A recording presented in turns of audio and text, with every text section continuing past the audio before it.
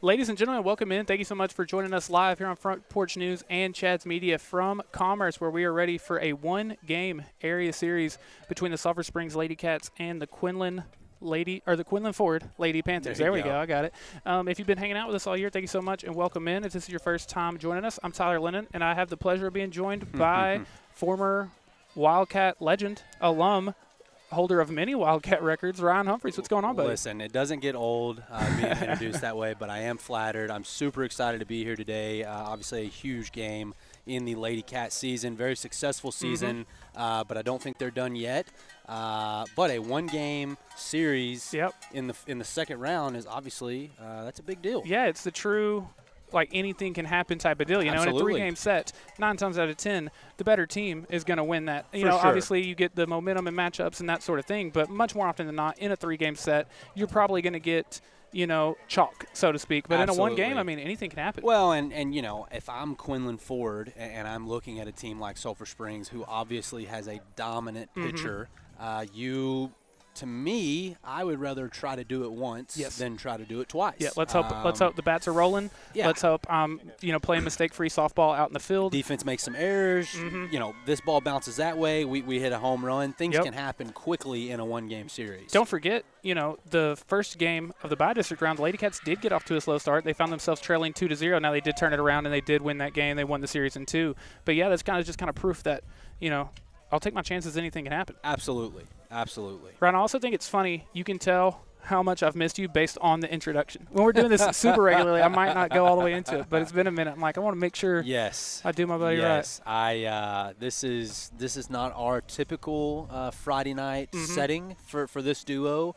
But one that I'm very excited about. Can honestly say there's nothing I'd rather be doing and no one I'd rather be doing it with. Now, we're about 10 minutes before we get rolling. So before we do anything else, we want to give a huge thank you, a huge shout out to our friends over at Bell Concrete, because as always, they bring you the pregame show. Bell Concrete is your hometown concrete supplier, and they've been a part of Sulphur Springs for over 70 years.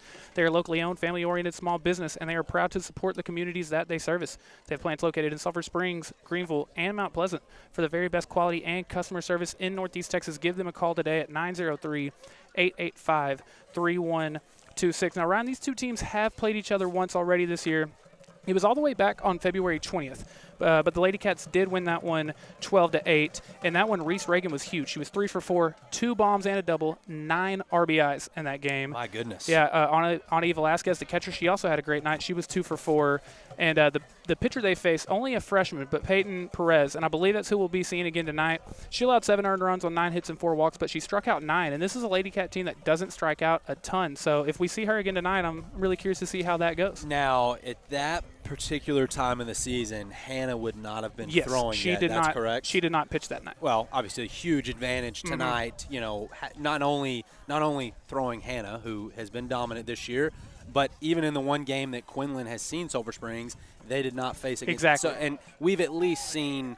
Obviously, they've got a freshman, too, that statistically is solid, and 9 strikeouts in one game is big time. But our girls have seen her at least 3 times. Right. And so, you know, that was back in February. Seasons get up and running. It was probably cold that day.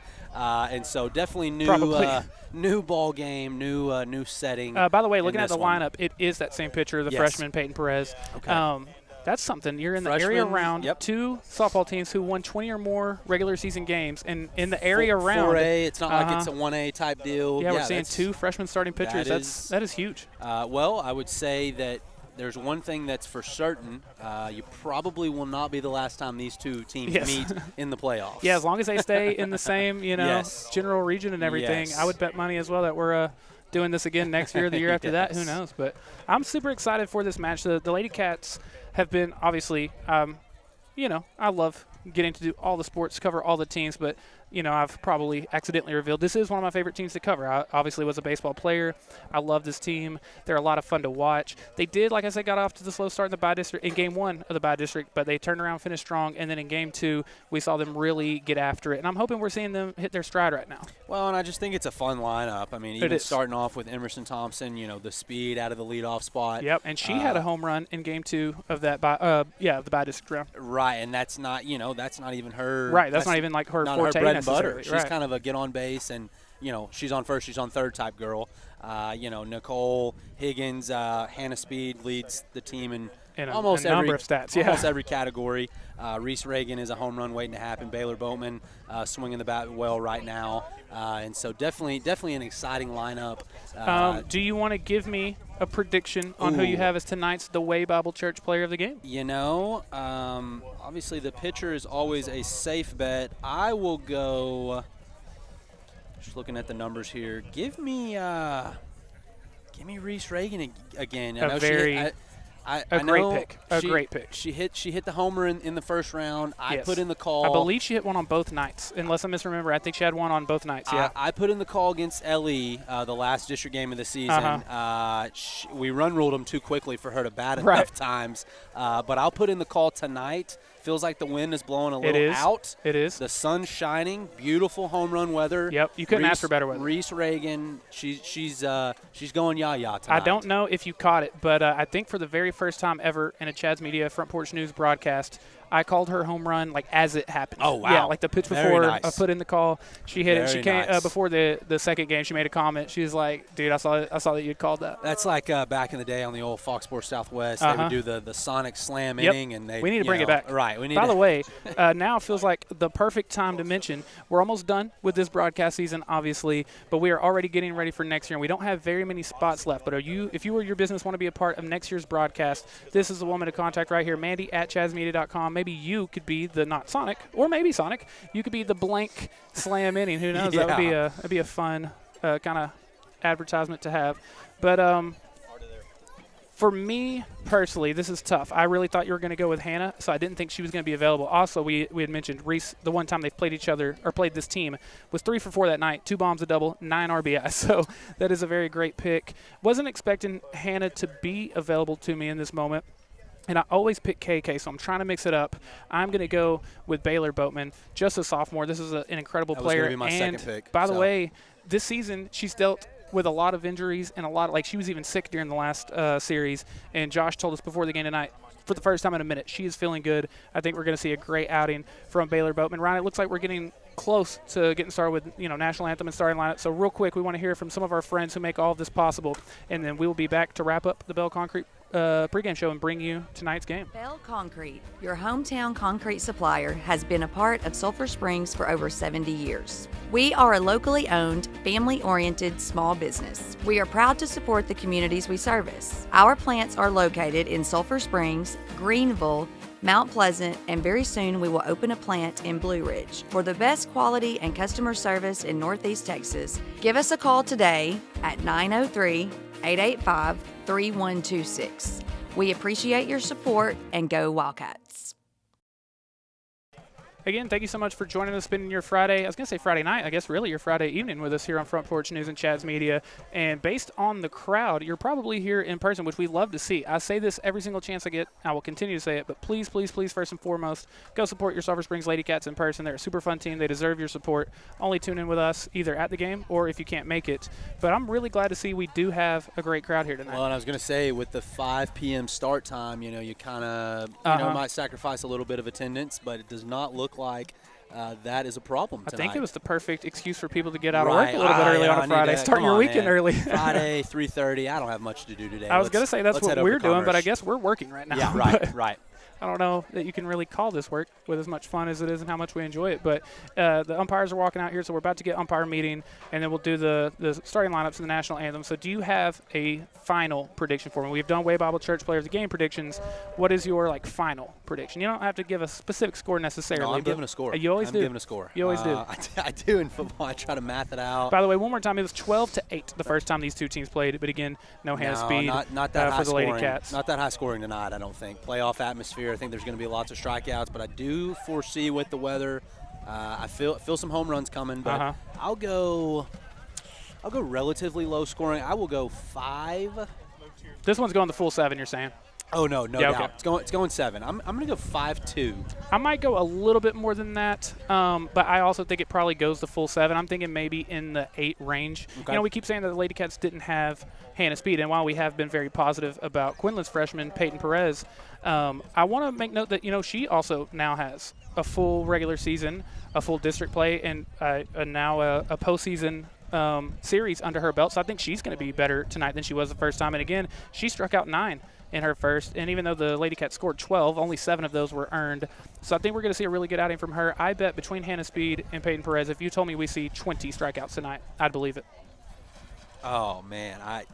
It would be I close. definitely 15 take the for over. sure. Over no, I'm 15. taking the over okay, on 20. Nice. Like if it was 19 and a half, taking the over. I'm taking the over on I think so too, and I think we're going to really see, as two people who played a lot of baseball at a high level and just love the game, I think you and I really appreciate the idea of situational baseball, situational softball. I've got a runner on second with no outs, 1 out. I got to move her over. I got to find a way to score her, and I think we're going to see more of that tonight. And playoff sports in general, but especially baseball and softball, really, really magnifies that. Yes. Hey, let's bunt here. Hey, you got to tag up in the right spot. Hey, let's intentionally walk. I know I jokingly bashed LE for doing that in the last game of the season because I didn't feel like that was a great moment. But there's going to be situations tonight where it's like, hey, I wouldn't be surprised if we don't see that happen with Reese Reagan. She might not get a ton of opportunities, especially like we said, the one time you saw this girl, she hit 2 home runs and a double, 9 RBI. If you come up with 2 outs, first base is open, maybe just put her on. I don't know. There's no doubt. And I'll tell you the truth, I'm thinking of the Rangers World Series run. I don't think we played enough small ball. So yeah.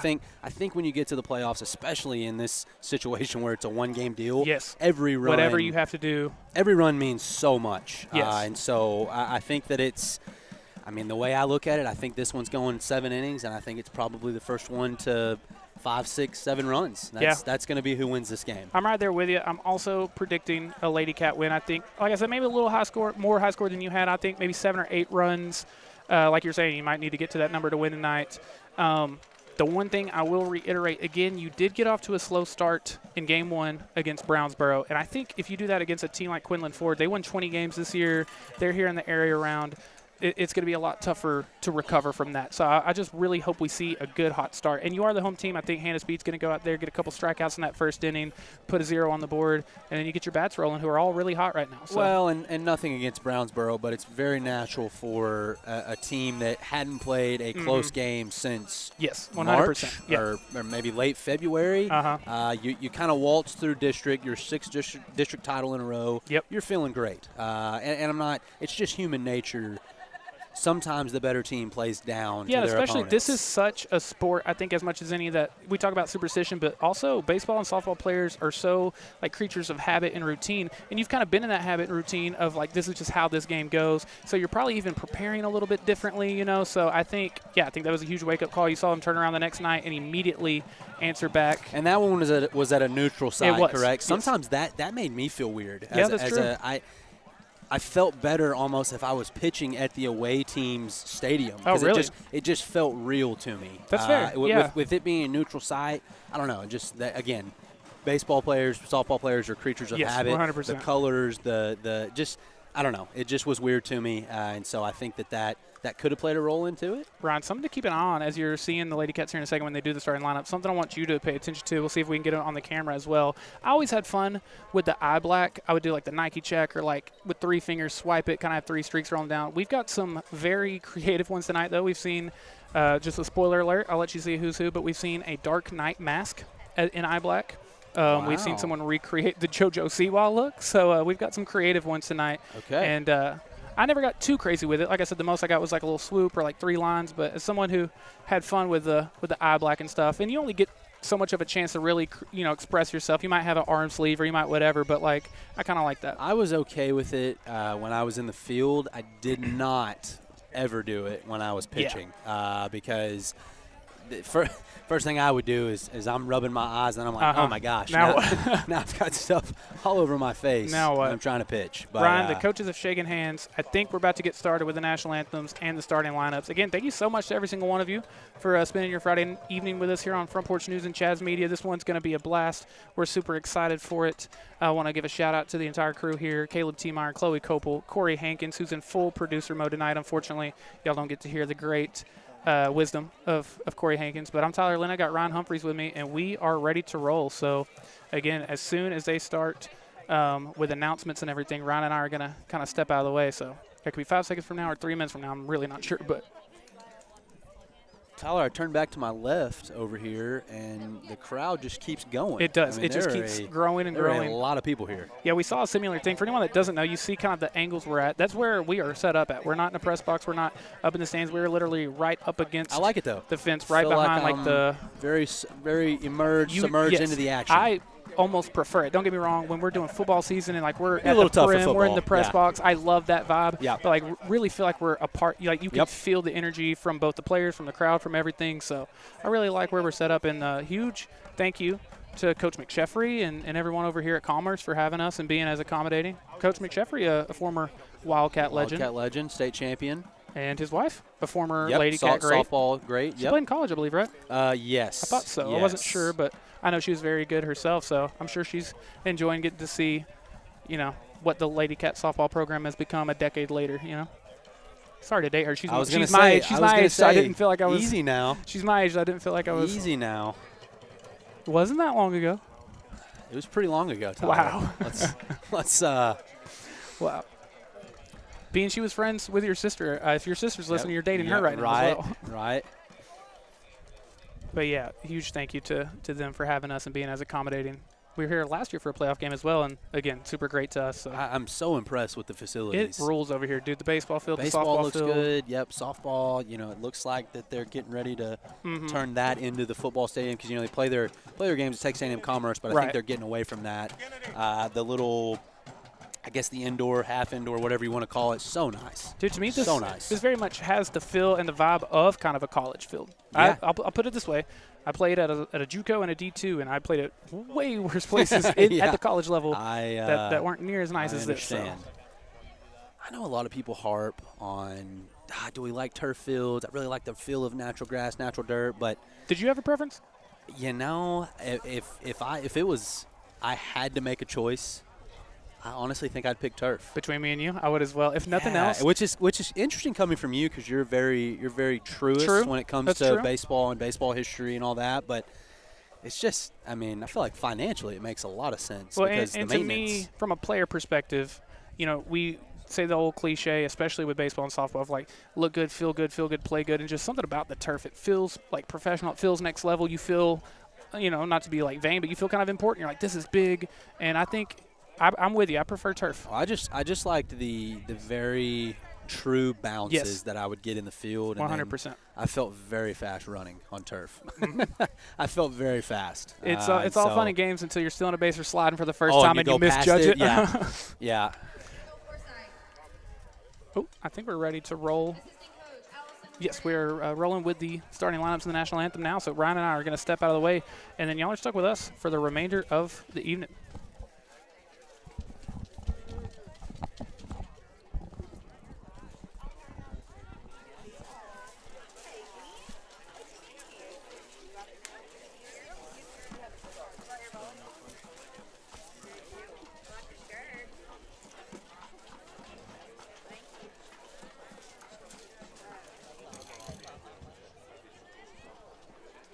Can you hear me?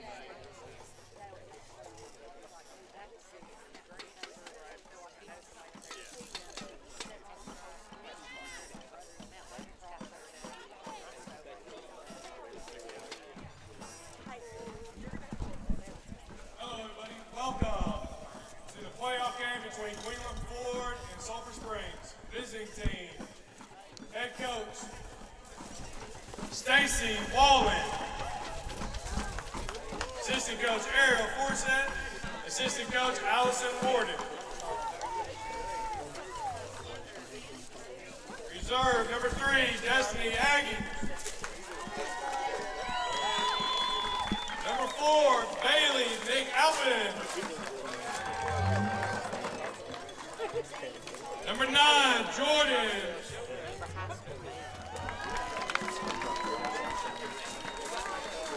There's Steph, I'm sorry. Number 13, Elizabeth Miskell. Number 21, Savannah Utley. Starting lineup, shortstop, number 7, Preslin Bereza. Center fielder, number 10, Keely Boyer.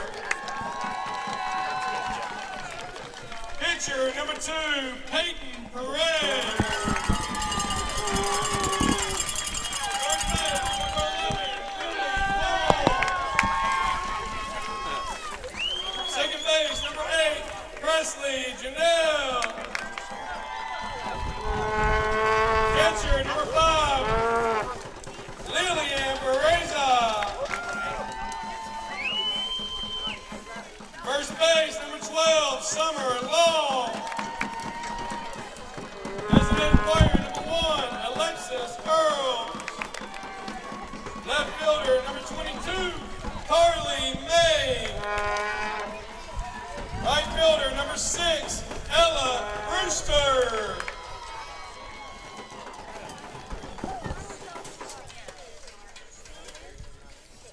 Now for the home team, Sulphur Springs Ladycats, District 15-4A. Head coach, assistant coach, Bailey Dorner. Brinkley driver, Courtney Hines. On reserve, number 3, Dottie Smith. Number 9, Braylee Clement. Number 10, Naya Yancey. Number 11, Tatum Thompson. Number 22, Emily Addison.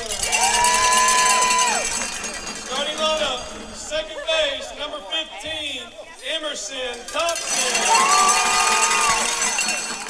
Shortstop, number 18, Nicole Higgins. Pitcher, number 14, Hannah Speed. Third base, number 7, Baylor Boatman.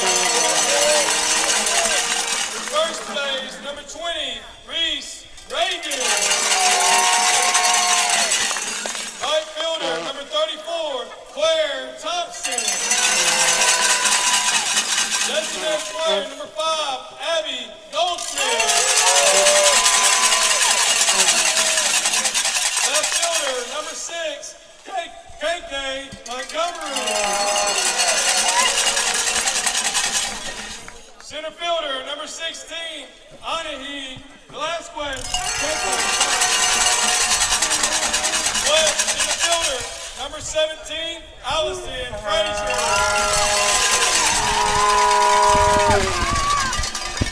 Ladies and gentlemen, welcome to tonight's game featuring Quinlan Ford and Sulphur Springs. Will you please rise for the playing of our national anthem?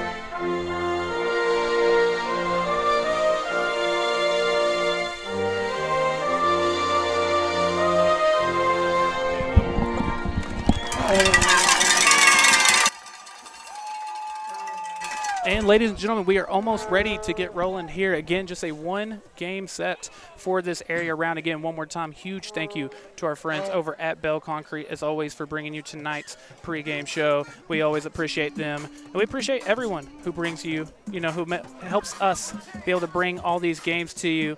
And that includes our friends over at Hooten's Hardware, where they offer a wide variety of tools, materials, and supplies for all your home, business, and outdoor projects and repairs. With over 40,000 square feet of materials in stock, they're sure to have everything you need for any job. They're also stocked up on steel and Echo trimmers and saws. Hooten's Hardware, they're more than just nuts and bolts.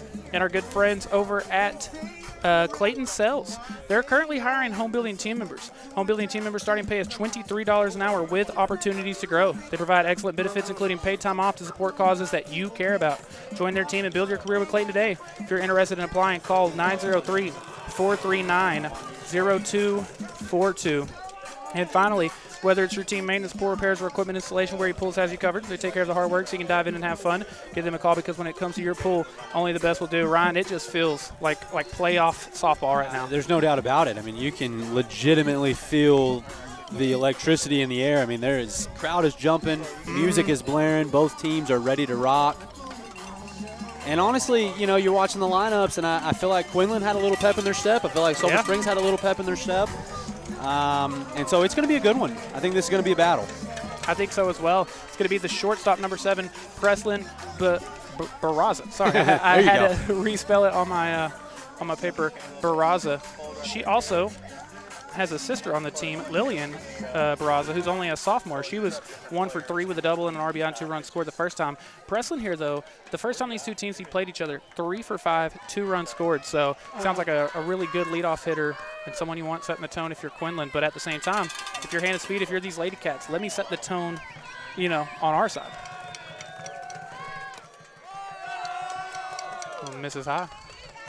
And Tyler, obviously Hannah, incredible player. This is only her 3rd playoff appearance of all time, and so it's natural to have some nerves. I think this first inning is going to go a long way. If she can get through this inning unscathed, she's going to do a great job all night. Yeah, let this set the tone. Barraza sends that one into center field, but there's Allison Frazier to make the play. Brian, it's funny, I think you'll agree with me on this. With baseball and softball and basketball as well, but, you talk about these kids. Hannah Speed, obviously one who plays a ton of traveling ball, and a lot of these girls do. You're playing all year long. But to me, there's always something about, we both played high-level traveling ball as well, and, you're playing against really good competition, but you kind of can't recreate this atmosphere. For me, it did not mean near as much. Playing for my hometown with my colors on, that's what got me going. I agree. Travel baseball, played all over the country. You did the same. Great stuff, great competition. Not the same atmosphere. You can be playing in a big championship game or whatever, but this is playoff atmosphere with your high school team, your friends that you're playing with all year long. Hannah Speed gets ahead in the count, 0-2 here. Kelly Boyer, the center fielder for Quinlan Ford. And I'd be willing to bet that Hannah feels the same way. Yes, I think so as well. I feel like the competitor in her knows that this is a big deal, and she's a big part of it. 0-2, swing and a miss, strike 3, and Ryan, we've got our first strikeout of the night for Hannah Speed. You want to set a number you're thinking of or looking for her tonight? Oh, prediction? On a strikeout total? Oh, man. Well, we said between the two we think we might see 20. I think anything under 10 is not a safe bet. Getting into double digits. Not a safe bet. And this is Peyton Perez, the Quinlan Ford Lady Panthers freshman. Again, she had a great outing against Sulphur Springs the one time these two teams played each other, both pitching and at the plate. And again, kind of a lot like Hannah Speed. Hannah, a great pitcher, but also leads a lot of the offensive categories. Two very similar players here. First pitch strike, first pitch strike, first pitch strike. Yep. You do that all night. It's going to be tough to get much going. We were informed last game she was around. I didn't get it after game 2, but in game 1, I believe she was right under the 70% mark, and that was kind of shocking to me. I thought it was higher than that. Right. Which is already a very high number. But yeah, just a pitcher with this type of arsenal, if you're ahead in the count most of the night, it's just going to be near impossible to get anything going for Quinlan. This Peyton Perez, 3 for 3 with 2 doubles the first time these two teams saw each other. So a great offensive player, but she falls behind in the count 1-2. And that's really tough because, again, you saw Abby Goldsmith last time. Abby, a great pitcher in her own right, but not near on the same level of velocity. She's left-handed, much more, think like Greg Maddox, I'm hitting my spots. And now you're facing a right-hander who throws incredibly hard. So you think you have an advantage because you played him once, but not really. Swing and a miss, strike 3. So it's a 1-2-3 inning with 2 strikeouts for Hannah Speed in the top of the first. We'll be back in the bottom of the inning to see the top of the order for your Sulphur Springs Ladycats. Gary's Termite and Pest Control Company, we help homeowners and business owners control bug and pest problems throughout the Mount Pleasant, Mount Vernon, Winnsboro, Pittsburgh, Sulphur Springs, and the surrounding East Texas areas. Don't let pests take control of your life. Trust our reliable pest control service to eliminate unwanted guests and provide you with peace of mind. Safeguard your property and the well-being of your loved ones with our effective pest control solutions. Call us today to find out for yourself why Gary's Termite and Pest Control is your pest control company. About to get started in the bottom of the first for the Sulphur Springs Ladycats, where we'll see Emerson Thompson, Nicole Higgins, and Hannah Speed. But before we do, we want to give a big thank you to our friends over at BT Medical. Go visit their store. You can find wheelchairs and hospital beds, as well as many other necessary medical equipment. And don't worry, if you can't leave the house, they offer convenient delivery as well as 24/7 on-call services. Keep your business local with BT Medical, supplying equipment with care. And some other friends of ours that I know you just heard from, but I'll tell you more about, Gary's Pest Control. They help homeowners and business owners control bug and pest infestations all throughout East Texas. They immediately assess and address current pest infestations and help you prevent them from happening again in the future. Give them a call today at 966-588-3279. Ryan, what are we expecting for the Ladycats in this bottom of the inning? You got the momentum. You came out 1, 2, 3, 2 strikeouts. You know, obviously talented pitcher on the mound. We've got nerves too that first time around. You know, sometimes it takes a little touchy-feely. See, but here's the deal. Just like Hannah, if she can get through this first inning unscathed, it's going to be a great night. Yep. If the Ladycats come out here, get a couple base runners, even if we don't put one across home plate, I agree. I still feel like you're really building a lot of confidence for that second or third time around in the lineup. I agree. Let's get a little momentum going, see a lot of pitches, that sort of thing. I guess it's just a one-game series, so, you know, in a 3-game set, you're like, let me see all the pitches I can. Right. No, it's I mean, every inning that goes by. She can throw 200 pitches tonight. She's going the whole way. Yeah, there's no doubt. Let you know a little spoiler alert, little secret right now. She's going to go the whole way, but again, going to be Emerson Thompson who gets us started here for the Sulphur Springs Ladycats since the beginning of district play, hitting .387, 3 home runs. 2 of those came in the same game, and then 1 of them came in the postseason game last Friday night. She also is second on the team in runs scored at 22, which you love to see that from your leadoff hitter. Well, and that's what I was going to say. You know, your 1-2 hole people, that's runs scored is a huge stack. 'Cause not only does it mean that your 3 and 4 hole are hitting, it means that these girls are getting on base and getting around the base path. 100%. We'll see what the speedy leadoff Emerson Thompson does here to get the night rolling. Let's take one low, 1-0. You know, that's something she's very good at as well. Leads the team in walks. Yeah, working the count, and just a true leadoff. Yep. I mean, those are the numbers that you look at. Yes. Go up there, set the tone, have a 5-6 pitch at bat if you can, get on. Have the MO of her game, and like you mentioned earlier, you know, if she puts it in play at all, she's a threat to get on. Absolutely. You're going to have to swings and misses of that one, 2-1.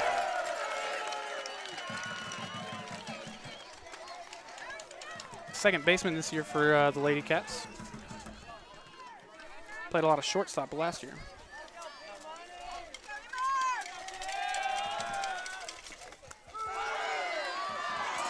And that's a close one there. Okay, 3-1.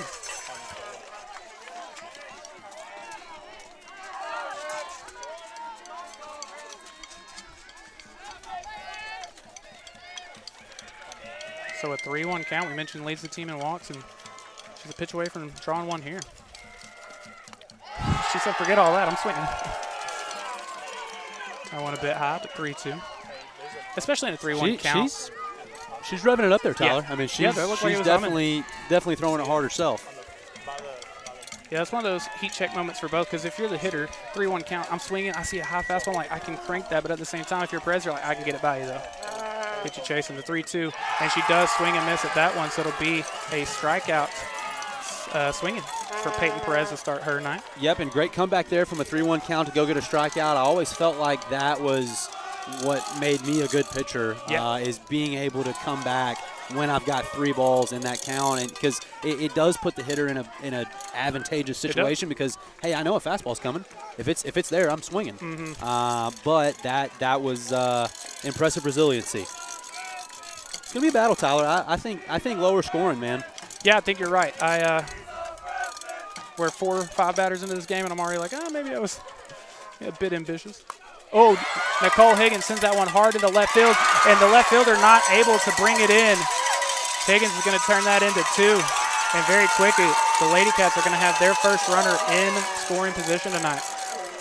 Oh, I cannot stress enough how far that goes, regardless if we score this inning or not. But you're showing the rest of the girls, hey, we can hit this. Yes, we can 100%. do it. We can put the ball in play. And I really like what Nicole did there. Obviously, you know, be selective, have a good eye. But if you can jump out on a first jump pitch, out on it. Yeah, jump out on it. A lot of the time, you know, unless you get all the way up 2-0, 3-1, like that's the best pitch a lot of the time you're going to see. We'll see what the freshman Hannah Speed does here. Obviously, we've built this up as kind of the matchup between these 2 freshmen.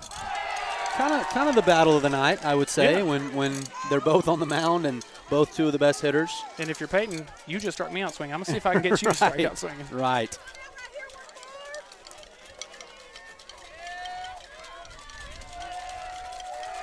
The 0-1. Takes that one high. I'd say another thing, too, Tyler, especially with runners in scoring position. Obviously, every situation is different. But maybe, you know, you don't know how many base runners you're going to get. Yep. So sometimes you got to take that chance. Sender, yeah, you know? I agree. Because every run in a one-game series is humongous. I agree. The last thing you want, she fouls that one back. The last one you want is giving yourself the idea of, like, man, if I'd have sent her. Yeah, you can't leave runners on base. Yes. At the same time, you know, base running errors or mistakes are very costly, but. Oh, it goes both ways. There's no doubt. There's no doubt. That's what playoffs are about, man. Risk and reward. Absolutely. So a 1-2 count to Hannah Speed. Hannah Speed batting .536 since district play began. That is the highest of all the qualifiers. She swings and misses at that one, so another strikeout, 2 away. But here comes the cleanup hitter, Baylor Boatman. And the crowd, I can't tell if that's our crowd or their crowd, but. It appears that it's their crowd. Yeah, they're feeling it. I like it, though. I'm all about it. I am too. So our 2 strikeout pitches have kind of been that rising fastball, which is hard to lay off. You see that high heat, you want to swing at it. That is always the one place, you know, I feel like when it comes to baseball and softball, you and I have played as much as anybody at a high level. Feel like we're qualified, but when it comes to that specific thing, it's like, I don't know. I never faced that. So I don't have There's no doubt. Don't have a lot of words of wisdom for you on that. The 1-0 to Boatman. 2-0, and again, she was my prediction. I have no words of wisdom. Right. It looks like it's coming in there pretty quickly, and it's also starting at my chest and finishing above my eyes. That is tough to lay off of. I'll tell you what, I think she's going to get a pitch to hit here with Reese Reagan on deck. She is, and she fouls it down the right field line. That would have for sure scored Higgins. Yep. You know, Higgins, a lot like Thompson, she's very, very quick as well. And I think maybe you said Thompson was second in runs scored, and it looks like Higgins is first in runs scored. Yep. Yeah. So you love to see that from your 1 and 2 hitters. Speed and your 1-2 hitters. And then on the RBI front, this batter and your one on deck, Boatman and Reagan, they are the leaders in RBI. I lied. Higgins is second in RBIs. Second in RBI and runs scored. So the 2-1 pitch, low and away. So we get another 3-1 count. What do you think you see here? Do you throw around her or you go right at her? She's She's struggling finding the zone low. It seems that those are kind of all the balls so far. I wouldn't be surprised if we kind of see that rising fastball here. You're getting swings at it anyway. That is Yep, what we there see. it is. And Didn't it swing at misses it, though. Ryan. So it is a 2-out walk, putting runners on first and second for Reese Reagan. I believe she was your pick for tonight's Wade Battle Church Player of the Game.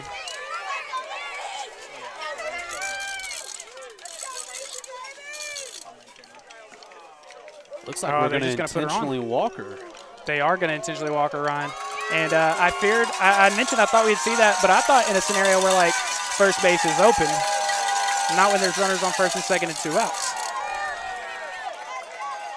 You know, I think with 2 outs, I am okay with that move. Obviously, they know what she did last series. They're fully aware of what could be to come. Right. With 2 outs, I'm really okay with that. I don't like it with anything less than that. But yeah, that puts us in a very fortuitous position if we can get one in play. And Claire Thompson will be the one with the opportunity to take advantage of it. Takes a called strike there. That's a good first pitch. And like you said, especially that's encouraging for Perez because I've been trying to hit low and away, and I just haven't quite found it. So finding it on the first pitch of this at-bat, bases loaded, it's going to give her some confidence. And Thompson late on that one, 0-2. You mentioned let's get runners on base. If they don't score, you know, I can live with that. But now that you're in the situation, right? I didn't mean that, but let's take advantage of this opportunity. 0-2 here, Tyler. I think you're just looking to put one in play and make the defense make a play. Yeah. That one misses 1 and 2. So by the way, we had mentioned we thought we'd see anywhere from 15, 20-plus strikeouts, and we're at 4? Yes, we're already at 4. You know, a strike away from 5 through 1 inning of softball. Oh, fouls that one off, staying alive, 1 and 2. And, you know, in this situation, what I always like to do against pitchers that were throwing fast, I always trusted my hands are good enough that I can at least foul off that ball. If I like some of their off-speed stuff, I will do this all day until you throw me that. Yes, and choke up a little bit, crowd the plate a little bit. Now, if it's a dinker to right field, it's a dinker to right field. But in this scenario, that could. Oh, it's huge. Could be 2. Takes high. Higgins trying to score on the pass ball. The play at the plate. She's in there, Ryan. And the Ladycats are on the board first. And that's what it takes, Tyler. Mistakes like that are magnified in the playoffs. You get a pass ball, you got to take advantage of it. And that's what she just did right there. Yeah, great heads-up base running again. You see that quickness from Higgins. But, again, that's heads-up because if you don't get a great read on that, no matter how quick you are, you saw the play at the plate. I think that goes back into the, hey, we got to take a little chances. There was no thought there. I'm going. Yeah, 100%. I'm going. I'm 100% going. And if she'd have gotten thrown out right there, it's still the right play. Yes, I agree. 2 strikes, 2 outs. Especially with 2 strikes, It's the first inning. You got to go get that 1 run. And so great heads-up play right there. Ryan, that was a foul ball. I halfway thought we may have seen some catcher interference there, and I thought Dorner was maybe going to ask about it, but no one seems to be asking about it, so I think it's something that I made up. 2 balls, 2 strikes, 2 outs, 2 on. Thompson waits on that one, sends it to center field. Center fielder reels it in, though, and the bases loaded jam. The Ladycats do get 1 out of it, but Quinlan Ford able to keep the damage just there, and they will go into the top of the second, seeing if they can get that run back themselves. CNC, we are your one-stop shop for the design, installation, purchase, and service of audio-video equipment. We put you in control of your equipment with professional quality controls, ensuring you have seamless access to all devices from a single interface. We are your local experts for everything from security systems for your home or business to professional audio-visual systems. Give us a call today at 903-348-3314 to see how CNC can provide you with a custom audio, visual, or security system to specifically fit your needs. Almost ready for the top of the second here in Sulphur Springs. Ladycats get a little bit of a rally going, and they do bring in 1 on a pass ball. Nicole Higgins comes in and scores, but Quinlan Ford keeps the damage right there, so still just a 1-run game before we resume action. I want to say about Erin Nill, who is the principal agent and owner of Hanby Insurance. At Hanby Insurance, they keep you covered in all your adventures and all your life. Whether it's auto insurance, home insurance, renter's insurance, or business owner packages, protect what you love most. You can also visit their website, hanbyinsurance.com, or give them a call at 972-285-0381 to get a quote today. Hanby Insurance, a trusted name in North Texas since 1940. Another one of our friends that I want to tell you about, this is one you might be at now. If you're at the game, might have to go stop by after the fact. I might stop by after the fact. That's our friends at the stadium at Burgerland. Go see them, where they pride themselves on exceptional food and equally exceptional service. Their Burgerland promises that the tea is sweet, the burgers are greasy, and the large fries are indeed large. Where the food is fresh and they cook right in front of you. Don't take our word for it. Next time you're in the mood for a good old-fashioned burger, visit their lively hole-in-the-wall joint on the square. Come see how they're creating Burgerland fans 1 burger at a time. There's 3 of us on this set, technically, with producer Corey, and I know they have 3 fans between the 3 of us. Pretty much a Sunday staple in the Humphreys household at Burgerland. Yes. And so I can attest to and, all of that. The last few times that we've each went, you had mentioned it before I got the chance to go, they're going to have some Chaz Media on the TV. Oh, I know it. They're going to have big sporting events just like this one right here. So I don't love it when I'm sitting at the bar, though, and it's right in front of me. It's me and you it's talking. It makes me feel awkward. I was in there one day, and a few of the basketball players were in there, and, it's just our faces on the TV. Right. Oh, give her that one. That one just missing a little bit inside 1-0. Again, both might have been a makeup from last inning. I thought they gave us 1. That's fair.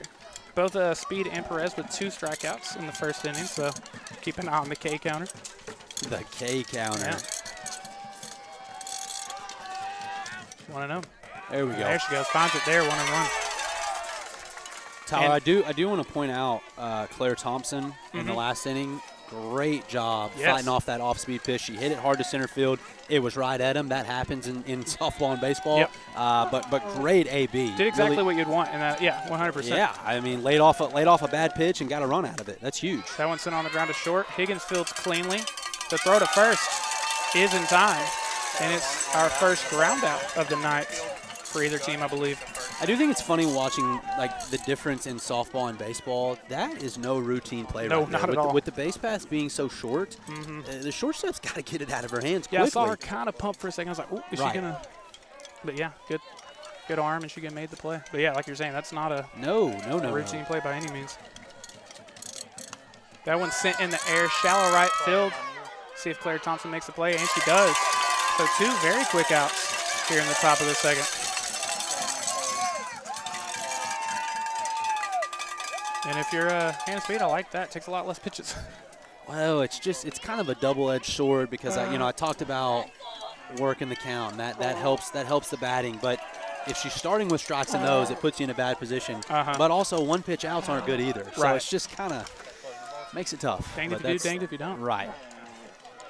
Like we were just talking, jump out on that first pitch if you can, but now I'm missing a little bit inside 1-0. Yeah, against a pitcher like Speed, especially, granted, we have the advantage of, watching her pitch all the time and kind of knowing the way she operates. But if you know she's going to get ahead in the count and then she's going to make me start chasing, yeah, if I can swing at the first pitch, try to do something no doubt. Kind of have to. The 1-0, good pitch there, but staying a bit inside. Do you see the spin on that one? That was gnarly.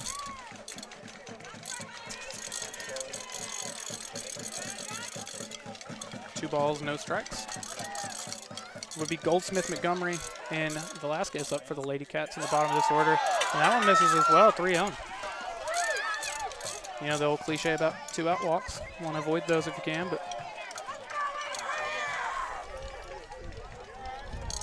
really none of those have missed by much, I feel like. Yeah, it's pretty close to me. Here is a 3-0. And it's going to be a 4-pitch walk.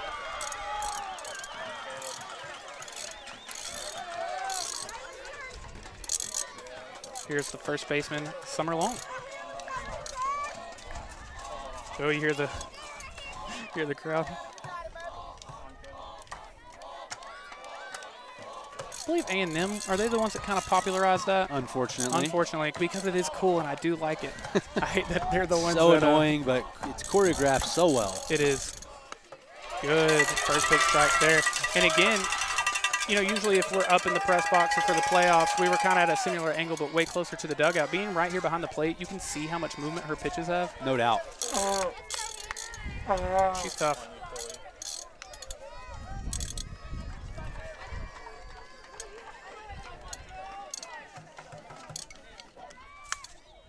Just fouls that one back 0-2.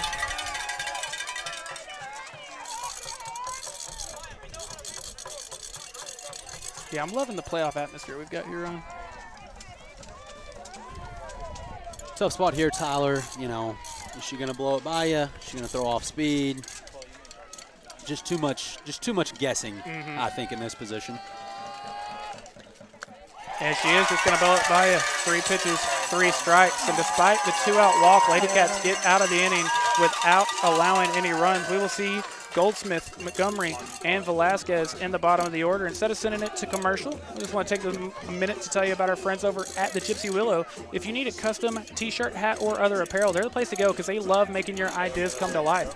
Send them an email to sales@tjwcustomapparel.com or visit their website, thegypsywillow.com, to learn more and get started. And some friends of ours that I had to go see the other day, big fans of them over at Discount Wheel and Tire. Discount Wheel and Tire of Sulphur Springs offers a full line of Michelin tires. When you're looking for the right tire, the choice is easy. Michelin packs more science into their tires to bring together safety, durability, fuel efficiency, and performance without trade-offs. Match the right tire with the right service today. Discount Wheel and Tire, proudly serving our Ladycats for over 25 years. And finally, before we return to action, got to give a big shout out to the good people over at Elevate Aesthetics. Elevate Aesthetics in Sulphur Springs is the elite med spa for all your anti-aging treatments. They offer Botox and fillers, as well as B12 shots, skinny shots, and more.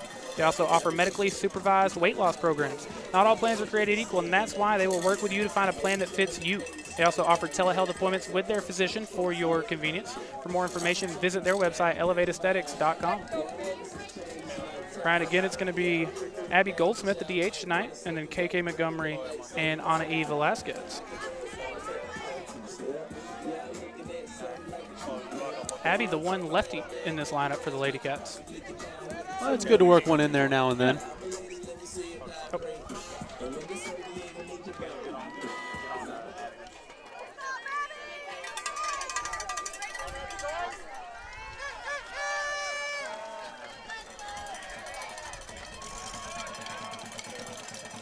Oh.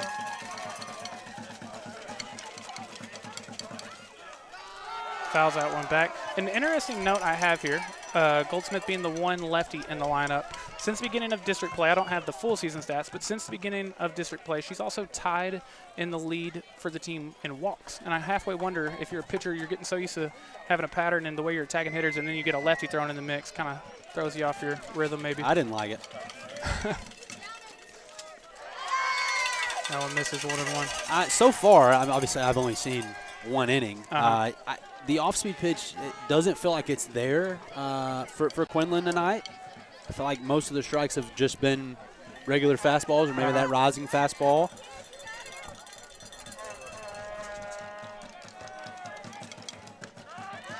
Finds a strike there, 1-2. Yeah, I think that's something you're going to see more in like 0-1 counts, maybe in like a two-strike situation. Just kind of mix that in there, see if you get them chasing. But yeah, I think her bread and butter is for sure the fastball, the rise ball. 1-2 count to Goldsmith. Takes outside, 2-2. It's a tough place to take. Yeah, that's a great take with 2 strikes. I mean, that's I know we're off to the side, but that was at least somewhere in the vicinity. You know, pre-Hannah Speed return, and Abby Goldsmith was the main pitcher of this team, and she told me last round she's really enjoying the DHing of it all, just really getting to lock in at the plate. She draws the count full. Since the second batter of the game, we're starting to lay off that rise pitch much better. So that's obviously our girls going back to the dugout and saying, hey, if it's up there, it's going up there. Yep. And she takes there as well and draws the leadoff walk. The Ladycats scored 1 in the bottom of the first, and now they'll have a leadoff runner to work with for KK Montgomery. Yeah, you had a leadoff walk in the first inning. You've got a leadoff walk in the second inning.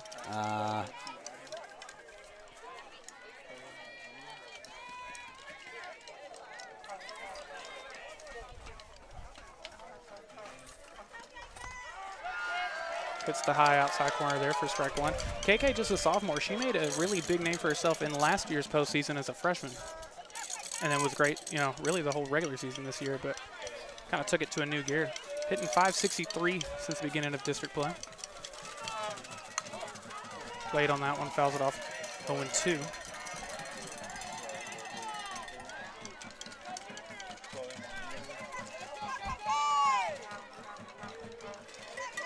Perez not letting the walk phase her too much, it doesn't look like.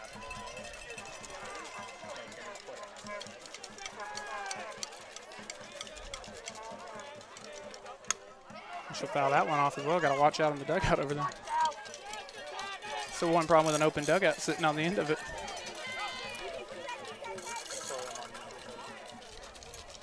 I mean, even a hard hit foul ball like that, I mean, our swing and miss rate, we're fouling off a lot of stuff, 100%. And I just think that in the long run is gonna return for us. I think so as well. So again, we'll do the 0-2.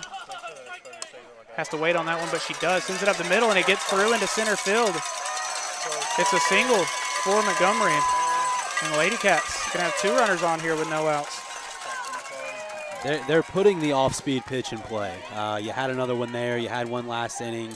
So if it's not getting put in play or thrown for a ball, that pitch is maybe one that we're trying to attack when we see it. Yeah, did a really good job recognizing it there. You saw her keep her weight back and everything. So we great 2-strike approach right there. 100%. I mean, that's how you draw it up. Velasquez showing bunt, and it is going to be a called strike, but she gets the job done either way. Ball gets away from the catcher, and the runners advance regardless.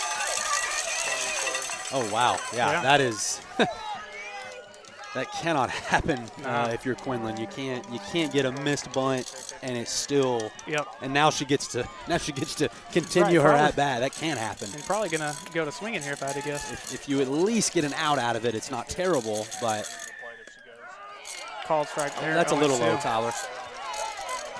You know, I wouldn't be surprised. A lot of these girls have been late on stuff. If I'm on an E, let me really choke up, keep my hands in. If I can just shoot something on the ground towards the right side, I feel good about Goldsmith being able to come in and score on that. But Perez up in the count, 0-2. That one misses, 1-2. Good place to try to get her to chase. Getting back to the top of the order after this. And, you know, the 1-2-3 do a ton for the Ladycats, a strikeout, a reach on air, and a strikeout, but getting to see him for a second time now.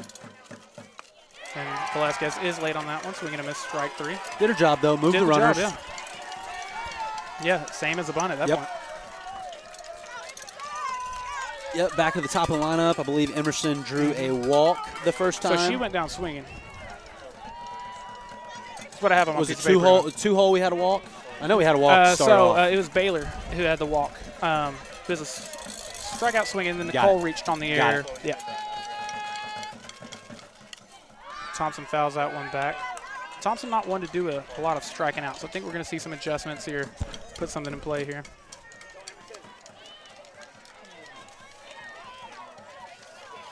Now Perez and Speed each at 3 strikeouts.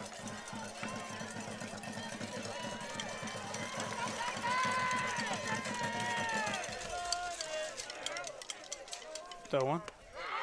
That's a great pitch, and it's a called strike. Now she's starting to find that low half of the zone. Yeah, and especially with that rise pitch we keep talking about, if I can hit the upper part of the zone and I can start going low and away, I mean, got a lot of options now. I'll give her credit. She shakes it off quickly. She gets back to it, does what she needs to do, and delivers a good ball. Thompson sends that one in the air, in foul territory, but she makes the play. So now there will be 2 out, but Ladycats still with 2 runners in scoring position for Nicole Higgins. Again, Nicole Higgins, I don't know, that very well may have been ruled a double on Game Changer. I had it as a reach on air, her hard line drive to left field earlier. Left fielder had it in her glove, but kind of had to jump, didn't make the play. I would bet it's ruled a double in Game Changer.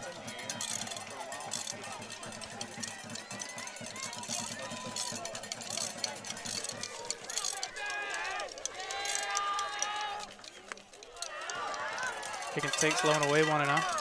Again, she really jumped out on the first pitch of her first at bat. Even in the turf, drawing lines and stuff. Love to see it.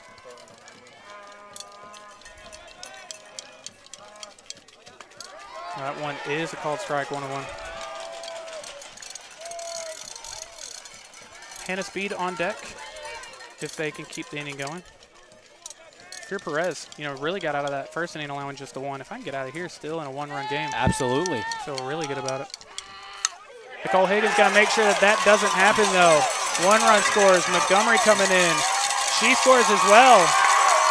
And it's a 2-run single for Nicole Higgins, who is seeing the ball really well today. Just absolutely fantastic AB right there. Drives the ball on the ground through the gap to the right side of the field. Easy stand-up, 2 runs. And that is how you draw it up, Tyler. Yeah. That is great softball. So to catch you up to speed, if you're just now joining us, Nicole Higgins has 2 RBIs and 1 run scored. Ladycats have 3 runs. Speaking of catch you up to speed. Didn't do that on purpose either.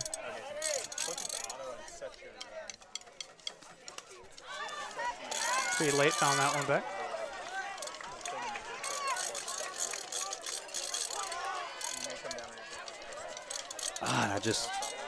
I don't want to jinx anything, but man, I feel like 3 runs feels like a lot. Yes, it does. It does, especially for a pitcher of her caliber. Speed sends that one high into right field, kind of shallow, and the play is made. So Quinlan getting out of the inning, but not before Nicole Higgins could come in with a huge 2-out, 2-run single. Going to extend the Ladycats lead to 3-0 as we go to the top of the 3rd. J. Hodge Chevrolet, we have the most awarded vehicles at the most awarded dealership. We are proud to offer an extensive selection of new and used vehicles. Our knowledgeable sales staff is ready to help you find the car of your dreams. We also provide a top-notch service experience with our state-of-the-art service center and our award-winning team of certified technicians. We're such big supporters of the Sulphur Springs Wildcats that we are even located on Wildcat Way. Find new roads to J. Hodge Chevrolet. Give us a call at 903-307-2077. And we're back for the top of the 3rd. Ladycats leading 3-0, scored 1 in the first, another 2 in the bottom of the 2nd. Hannah Speed ready to go back to work now with a 3-run lead. Some of the people helping you bring us tonight's game, Cody Drug, they provide a unique and personalized experience that big chain pharmacies just can't match. They also offer vaccines and B12 shots. Be sure to take advantage of their convenient delivery services as well. Make the easy transfer to Cody Drug today. And it's that time of the year. Do you need cash, whether it be for graduation, Mother's Day, any other occasion? DB Loans offers personal loans of anywhere from $100 to $3,400. They also have a fully stocked showroom of furniture and appliances available with their own in-house financing and free local delivery. When you need cash, trust a hometown business. And very quickly, before we return, let me tell you about our friends Marcy Gamble and Micah Sheedy over at Amadeus Healthcare, both of which have over a decade of experience. Amadeus specializes in after-surgery care or after hospitalization or a new diagnosis of chronic illness. They also offered skilled nursing as well as physical, occupational, and speech therapies on top of medical social work and certified nurse aides. So Ryan, we get to see the freshman Hannah Speed now with a 3-run lead. Been really good here tonight so far. Feels like a lot. It Feels does. like a lot. That's it's one of those situations where you know it, I know it, that dugout knows it. We need 1 run. And so 3 feels like a lot. Let's keep pouring it on them. Keep throwing strikes, keep making plays in the field, and the rest will take care of itself. Yes, so it is going to be the 8th hole. Sorry, I was trying to tell you I was off somewhere. That's what we're not going to speak aloud. What I was trying to draw your attention to. Yes, that is correct. And that one's sent in the air. Higgins makes the play. One Just pitch. a lot of one-pitch outs, Tyler. Uh-huh. I mean, I bet she hadn't thrown 20 pitches. Maybe. Yeah, that's a good question. She can't be very high. She does have 3 strikeouts, so Yes. that's It's at least adding to it 9. for And she had a sure. 4-pitch walk, so 13. She hadn't thrown 30 pitches, maybe 20. I bet you're pretty close.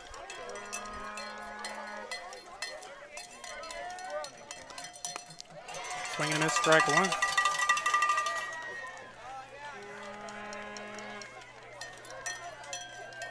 So now the 9-hole, Carly Mabe. Mabe was 2 for 4 with 2 RBIs the first time they saw Sulphur Springs. It's big from your 9-hole hitter. One bounces in, 1-1. Very reminiscent of like a Allison Frazier, who not in the order hitting tonight, but when she hits, a lot of the time it is in that 9-hole, and she's a great hitter. I believe 600 since the beginning of district play. That's just 6 for 10, but still not a ton of opportunities and making the most of every single one of them. And it just really is a night and day difference when you're getting production from the 9 spot in the lineup. The Speed finds a strike 1 and 2. There's the JoJo Seawalk look I was telling you about. That late in the game, you can almost look at it as a second leadoff. Because Right. if they get on, well, then your real leadoff's up, and then it's your 2, your 3, and your 4. Uh-huh. Oh. Just not close enough inside. You know, to that point, we were talking about how the 2 leaders in runs scored for the Ladycats are your 1 and your 2 hole. So, yeah, if you're to that point, you know, if your 9-hole can get on as well, probably going to score. 2 balls, 2 strikes, 1 out. Swing and a miss, and that's strikeout number 4 for Hannah Speed. So 1 trip through the line. You've officially made it through the lineup once, and you've got 4 Ks.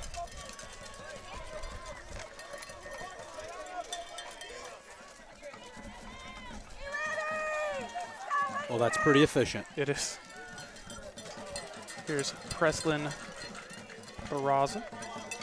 Pop up to center her first time. Again, 3 for 5, 2 runs scored back on February 20th when these 2 teams played each other. A slap hitter, and again, she had a hard little pop up to center field to get the day started. Allison Frazier was able to bring it in though.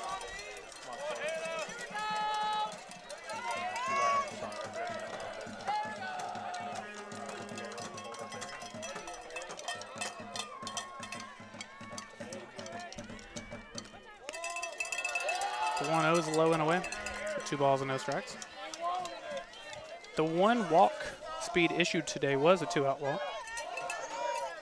Back in the 2nd inning.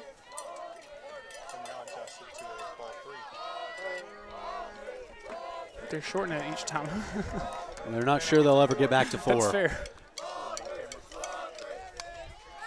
That one may have been ball 3, but she swings, pops it in to foul territory, and Baylor Boatman makes the play. So it's a 1-2-3 inning for Quinlan Ford. And now we're going to go back to see what the Ladycats can do. I believe it's going to be Baylor Boatman to get us started. And instead of sending it to commercial, I just want to take this opportunity to tell you about some of our friends, like our friends over at Triple Crown Roofing. They're your local roofing experts, from repairs to complete roofing systems. With competitive prices and free consultation, they're the easy choice when it comes to roofing. Contact Triple Crown Roofing today at 903-689-0800. Triple Crown Roofing. Roofing done right. I also want to give a huge shout out to our friends over at Jayhawk Chevrolet. They have the most awarded vehicles at the most awarded dealership. Their knowledgeable sales staff is ready to help you find the car of your dreams. They're even such big supporters of the Sulphur Springs Ladycats and Wildcats that they're located on Wildcat Way. Find new roads at Jayhawk Chevrolet, and remember, don't overpay. Go see Jay. And finally, before we return, I want to give a huge shout out to our friend Katie Adair with Janet Martin Realty. When you work with Katie, you get more than just a realtor. You get a trusted partner who is active in the community and cares about you and your family's future. So if you're looking for a realtor who is passionate about finding you and your family the perfect home, be sure to call her at 903-243-2304. So again, ready for the bottom of the third, where we'll see the 4-5-6, Baylor Boatman, Reese Reagan, and Claire Thompson. Ryan, Ladycats have scored at least one run in each of these first 2 innings. It was 1 run in the first and then 2 in the second. Well, leading off this inning in the 4-hole, 5-hole, and 6-hole is definitely a good spot to be. Something to keep an eye on for you and I is, will they let Reese Reagan hit this time?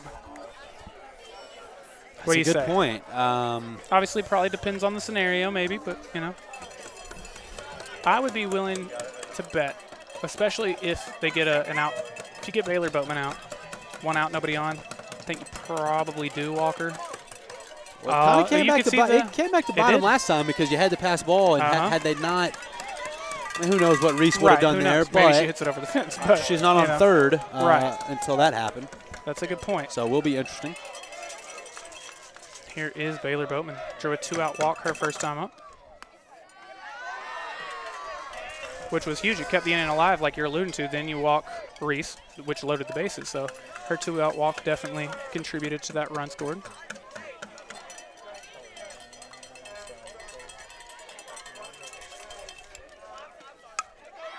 Fouls that one down the right field line.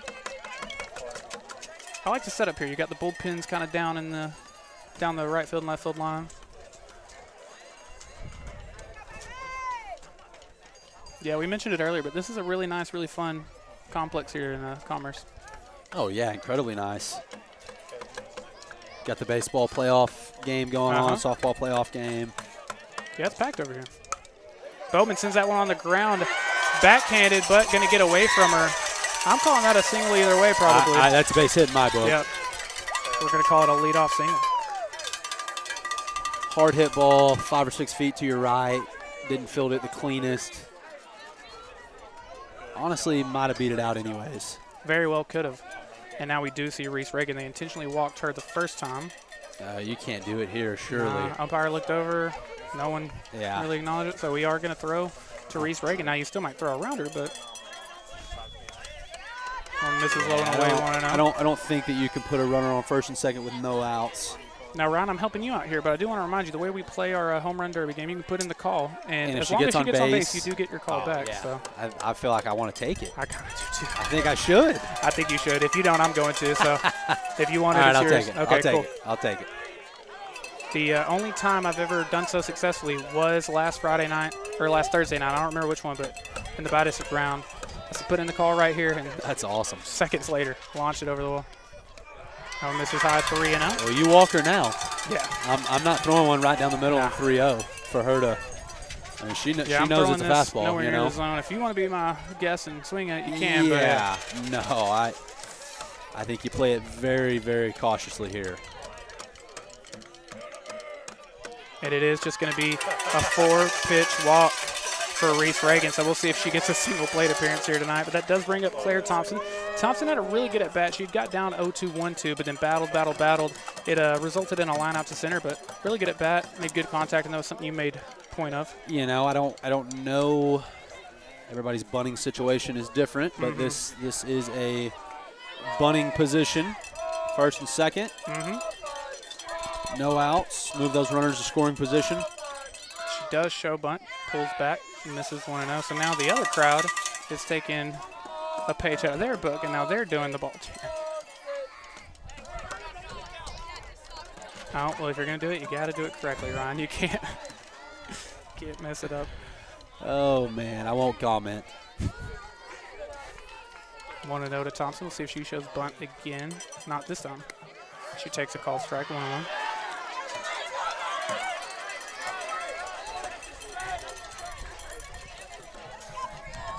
Every time I turn around, there are more and more people here. I know, it just keeps going. It is a packed house. The 1-1. And that one just a touch low, 2-1. Well, and you know, if you question the, you know, you went to bunt the first time and you're not bunting now, it might just be a situation where, hey, we're going to make her throw strikes. Yeah, she's kind of. Speaking of, she does There you find go. the low outside part of the zone there, so 2 balls, 2 strikes. But you know what I'm saying? It's easy to Yeah, throw a strike if I know 100%. you're bunting because you're gonna lay it down. That's a and good point. That's that. But 2 strikes here, bunts off. And seeing more of what we saw in her first at bat, we're just really battling with 2 strikes. Yeah, there's so many people here, and the way that the fields are aligned, obviously if you're that direction, your back might be to it. Could get dangerous over there. Oh, we could definitely get a foul baseball onto this field. That is true. That There's also no doubt. applies We could, to us. We could see it. Corey's going to have to make a play. Again, the 2-2. That one misses high. Full count.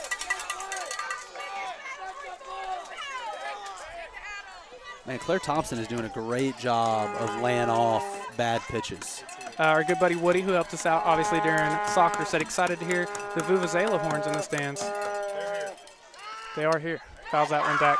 Funny, there was a moment in last week's game 1 of the Bad District. We're right by the Ladycats dugout, and we've been sitting the whole time, and I stand up for the first time all night, and the second I stand up, again, like I'm touching the dugout, we're that close. The second I stand up, they blow the Vuvuzela. How do I say that? Either way, I they blow the horn. think it's a Vuvuzela. Vuvuzela. Made famous in the South African World Cup Yes. years ago. Yes, that's the first time There's I my heard soccer it. knowledge. I know a little bit.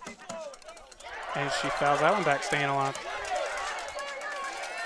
But yeah, they blew it the second I stood up, and it scared the crowd. I literally jumped.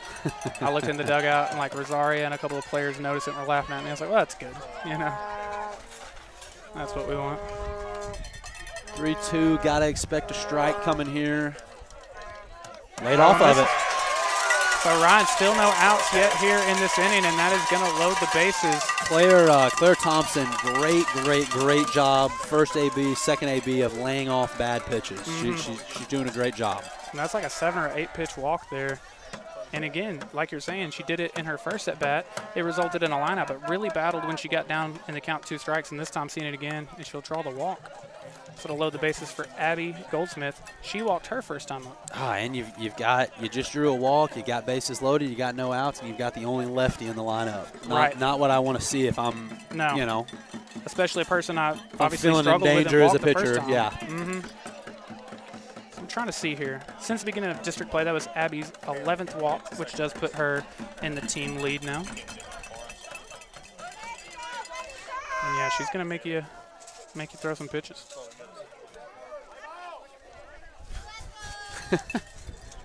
No pitch clock. No pitch clock. Get a lot of that. One of my least favorite things on earth. And, like, anytime you go to a Ranger game, you're going to hear it from your own home crowd. But, like, obviously with the rule change, you can't do it as much. But when you would throw back at a pitcher and the crowd would start to boo, I'm like, dude, it's just playing baseball. Yeah. Like, all right. you want me to let them get that big of a lead? Yeah. Sometimes you got to have a now visit. And, like, let's sit here and talk about it. Let's talk about it. Big game. Ourselves. Base loaded, no outs. Abby Goldsmith fouls that one back, 0-1.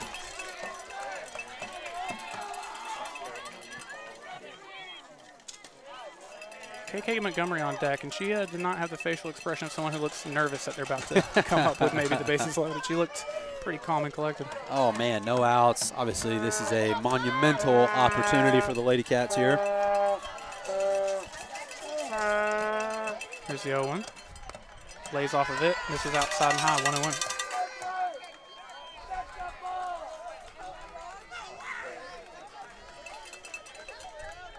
You know, despite what side of it you're on or how you feel about it, the one-game series does make for some intense, you know. 1 and 2 after the swing and miss.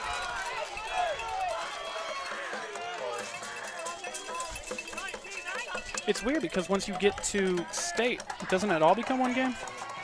I believe so. State tournament, 4 teams is all 1 game series. That is correct. The 1-2. Fouls that one back. Strikeout would be big here for Quinlan. You know, I know there's not a ton of double plays, but you would have force at every base.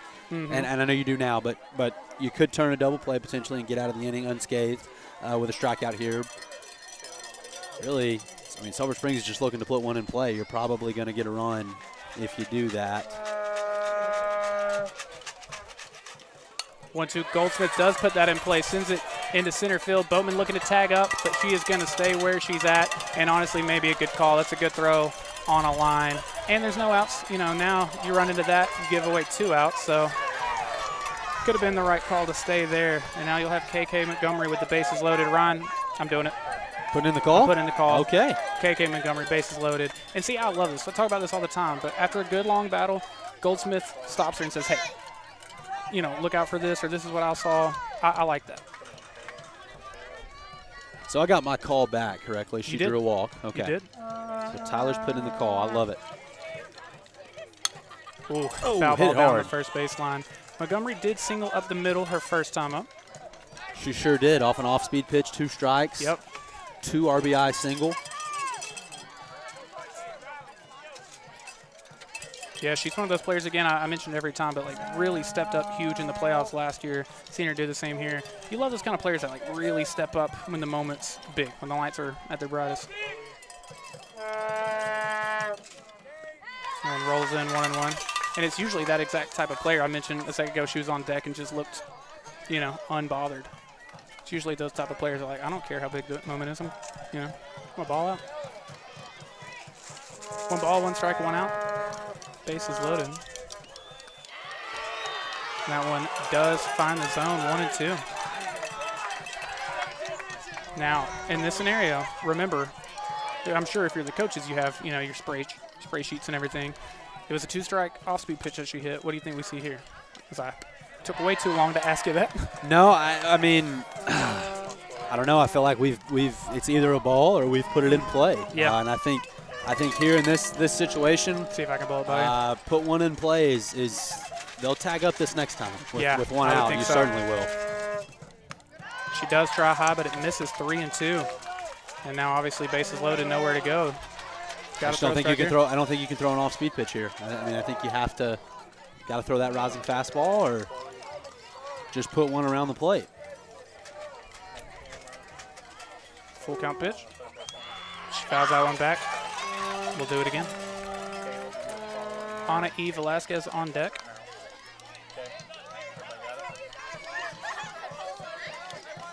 And we're getting lots of 3 and 2 counts. A lot of them, yeah. I feel like the pitch count is certainly getting up there. Yeah.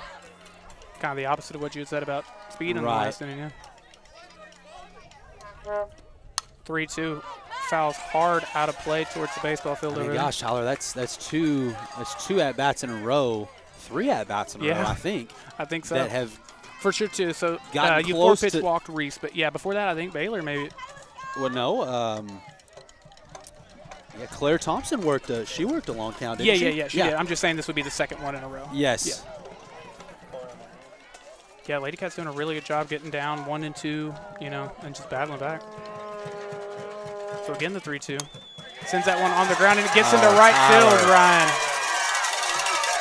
Reagan coming in to score. Thompson moves up to third, and Montgomery going to try to move to second. She's in there, safe. Runners now on second and third.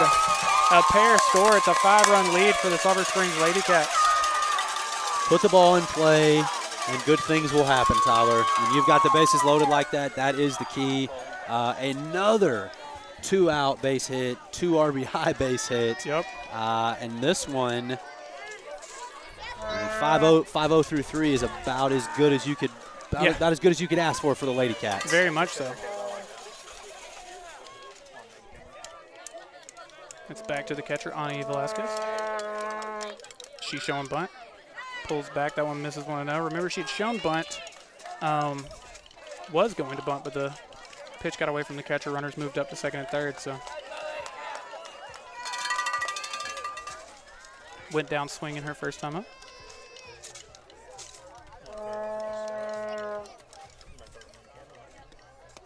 Swing through that one, 1-1.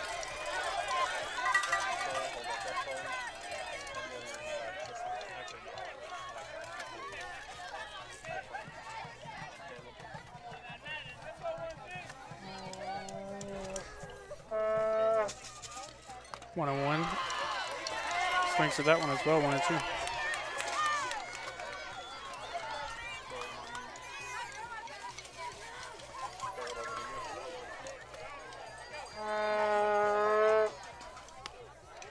That one misses away, 2-2. The senior catcher, Velasquez. Back to the top of the order after this. We've had no shortage of base runners, and that's why True. we're getting to the top of the lineup for the third time. Since that one in the air, catcher not able to find it, though, and almost caught it without finding it. I don't know if you saw how close that got, but. She almost accidentally caught that. So Velasquez will stay alive, live to see another pitch. And, you know, the fans can moan and groan all they want, but that is very tough for a catcher to. Oh, no doubt. I mean, she's just kind of shooting her eyes up into the air, doesn't know if it's in front, behind, left, or right. Especially you didn't get the chance to, like, even take your mask off. Yeah, I mean, no. It's a pretty impossible task. But if you're Quinlan, you hope that doesn't come back to bite you here. Sends it on the ground. Thompson is going to come in and score, so I suppose it did come in to bite. I put a little announcer's curse on that. I could feel it. A little bit. But that's huge. I mean, that's exactly doing her job. You got a runner in scoring position. You put it in play. Third baseman doesn't feel like they have a play at home. You take the out, but in return, we're 6-0. 100%. Now, understanding a 5-run game, I kind of halfway thought we were maybe going to see her come up firing home, but, you know, in this scenario, maybe just taking what you consider to be the easier out, or the more sure out. Well, I don't know. I might have been going home myself. Close call, though. Here is Emerson Thompson. She takes ball 1. Went down swinging her first time and then popped up to first her second time, so looking for her first hit tonight. And I suppose I got my call back with KK. You did? Oh, yeah. That was a big one. That one misses as well, 2-0. Now this one's interesting. If she puts this in play, obviously with her speed, you beat out a ball to first, and that's going to be our 7th run. You'd said if you can get to the 6-7 run mark, you'd feel really good about it. And you're now at the 6th run. Thompson going to try to make it 7. Sends it in the air to right field, kind of shallow. It's pretty tough, and it's going to get down, Yep. Ryan. She's going to not only go to second. Oh, she's sliding into second. And now 7-0. My goodness. I saw that ball bounce on the ground, and she was sliding into second. And you have no choice but to rule that as a double because it is in that like shallow no man's land. That's not an assumed catch. Absolutely a double. And she's just quick enough to turn it into a double.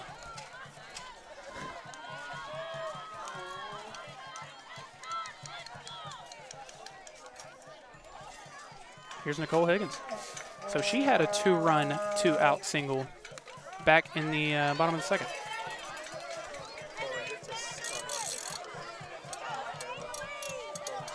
What was your score prediction? I think I said like 8-2-ish. Yeah, okay. Now we both said, as that one's a called strike, we both said we were both very confident that this one goes to full 7, and at the rate we're going, it might not. It could, but 10 after 5 would be what you're looking for. I not going to rule that out just yet, that this one's not going to go 7, but my goodness, 7 runs. And with Hannah having only thrown, I don't know, 35 pitches. Right. You got to feel good where we're at.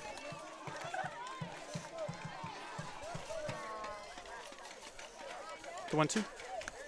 And foul tip into the catcher's glove, so that will do it for the inning, but the Ladycats continue to get better and better each inning. They scored 1 in the first, 2 in the second, and now 4 in the bottom of the third to take a 7-0 lead. We are now at about the halfway point in this one, Ryan, and obviously not a halftime in softball, but let's hear from our friends who usually bring us the halftime show, A&S. Air Conditioning is your family-owned and operated hometown air conditioning business. We have been serving the heating and cooling needs of Hopkins and surrounding counties for over 31 years. We work hard to provide award-winning customer service on every call, and our friendly service techs are available 24 hours a day. We offer the industry's highest-rated products, servicing all brands. Whether it's new or existing, residential or commercial, A&S Air Conditioning is here to serve you. Call us today at 903-885-8072 and let us help make your home or business comfortable and more efficient. We're about midway through here in Commerce, which means it's that time of the night to tell you about our friends over at A&S. Are you having problems finding comfort in your own space? Let A&S find a perfect solution for your heating and cooling needs. They've been providing affordable heating and AC repair for over 31 years. Be sure to give them a call. Now's the perfect time to ask about their spring maintenance check, which includes a system check, free on check, and cleaning cools for just $180 for one unit and then $110 for each additional unit. Ryan, I'll tell you, it's catching up quick. You wouldn't want to wait till it's too late and you look up, it's 100 degrees. And you're like, I should have called A&S Air We are Conditioning. certainly nearing that. We definitely are. To catch you up on Hannah Speed so far, I have her at 4 strikeouts. Could be 5. I don't know if there was one that I missed. Let me see if Game Changer, they haven't been doing those live anymore, so I'm probably not going to get an update on that. I have her at 4, though. And then 1 walk. She has walked 1. So just 1 over the minimum through 3. There's tons of easy outs. And Ryan, producer Corey, doing a great job. This man not only has 1,000 things going on, but he is pointing out Quinlan does have someone tossing in the bullpen over there. So Very nice. Are starting to stand up, starting to Very stretch. nice. And I think you have to. And obviously, I know that Peyton Perez has been their ace this year, but she's thrown a lot of pitches through 3 innings, giving up 7. It's probably time to. We got to try something else. Yeah, and I feel bad for her. You know, a freshman, this is, probably your second I think playoff she's throwing series, but, fine. You continue to find yourself up 1 and 2, in these great counts, and the Sulphur Springs Ladycats just do a great job of battling back. This is the center fielder, Keely Boyer. She sends that one over to third because Baylor right behind the bag, because it hits her glove, goes foul. It is still fair. And that's going to be just the second base runner of the night for Quinlan Ford. But maybe I'm being biased. But I'm not rolling that as a hit, Ryan. That's a hit. Is it? Yeah, it's a hit. Is it? Okay. That's a hit. Again, one more time, huge thank you to our friends over at A&S Air Conditioning. So our first hit of the night for Quinlan. Breaks up the no-hitter. If you weren't on air right now, I want you to know. I would not. Maybe I'm being biased. Maybe I don't know. But swing and a miss at that 1-0-1. If you're calling the one in the first inning a double, then that is certainly a hit. The one in the first inning. I'm trying to remember what I had in the first inning. No, I didn't. I called that an error. Okay. Swing and a miss, strike 2. It's a close call. We'd have to send it to New York for sure. I'd have to see. I'm almost. You know what? Never mind. Let me not say that out loud. But we do have replay. If you're watching on YouTube, you can just rewind and you can make your own assessment of the play, I guess. 0-2. Sorry, let me update that. Got a runner on first now. I'm over here having arguments about what's what, not doing my job. No, it matters. That one popped up, but still in play. No one able to get to it, though. The only problem with it is it is just kind of right at the glove. Like, if she had to dive, that's way different, I'm sure someone in the comments has given us their opinion. I haven't been able to check the comments tonight. I apologize. Usually I stay on top of that pretty well, but no balls, 2 strikes. This is Peyton Perez, by the way. She sends that one in the air. Thompson underneath it, makes the catch, 1 out.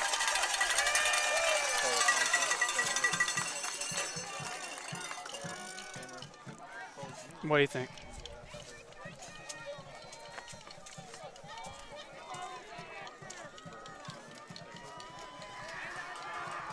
I'm not writing anything down. Close call. It's a close call. Are people in the comments letting us know what they think?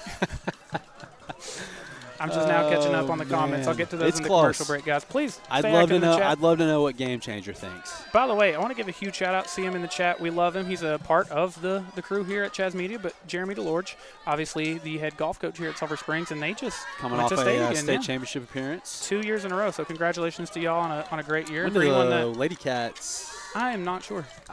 It's probably next week. Yeah, that's what. Yeah. Yeah, for anyone that's not aware, they went to state last year with a team of pretty much all freshmen. Play at second. She's in there safely. But yeah, so now that team of entirely, I believe all 5 of them were sophomores, right, on the golf team? That is Do you know, correct. Corey? Yeah, all 5 sophomores. So 2 incredible year state appearances and hopefully 2 more on the way. Is that a ball as well? Yeah, 2-0. 1 out and now a runner on second. And that might be the first time Quinlan's gotten into scoring position. Oh, it certainly has. I believe it is, Certainly yeah. is. This is the third baseman, Lily Wall. She grounded out to short her first time. Swings and misses with that one, 2-1. So unless things really get rolling, we're probably overshot a good bit on the strikeout total for the night. But girls play Monday and Tuesday. Okay, great. Wishing them the very best of luck. Okay, Kevin Tanton's in the comments. I need him. Oh, he's That ball hit by pitch. He's always on top of runners on it first and for second. football officiating. Oh, and football he is, officiating. he Excuse is me. every bit as good with baseball and softball. I umpired. Got to play baseball in college. Have umpired for multiple years, and he's the person that I trust when it comes to official rulings and stuff. So see if he can let us know. But now, Quinlan Ford with 2 base runners tonight, or in this inning. This is definitely the first time they've had 2 on in an inning, I believe. Yeah, big spot to draw the hit by pitch there to get 2 runners on. I just don't know how many chances you're going to get. So, that hit her too. Yep. Oh, I thought that was a foul ball. It's a hit by pitch, Yep. and that loads the bases. Back-to-back pitches. Back-to-back hit by pitches on back-to-back pitches. Well, what I was going to say is I don't know how many opportunities like this you're going to get, and so it is imperative that Quinlan 100%. makes the most of this one being down 7. Yeah, and this is a great hitter for Quinlan to have in this scenario. Presley Junell. She drew a 2-out walk her first time up, so one of just 4 Quinlan Ford Lady Panthers to be on base already tonight, and now she's the one up with 1 out and the bases loaded.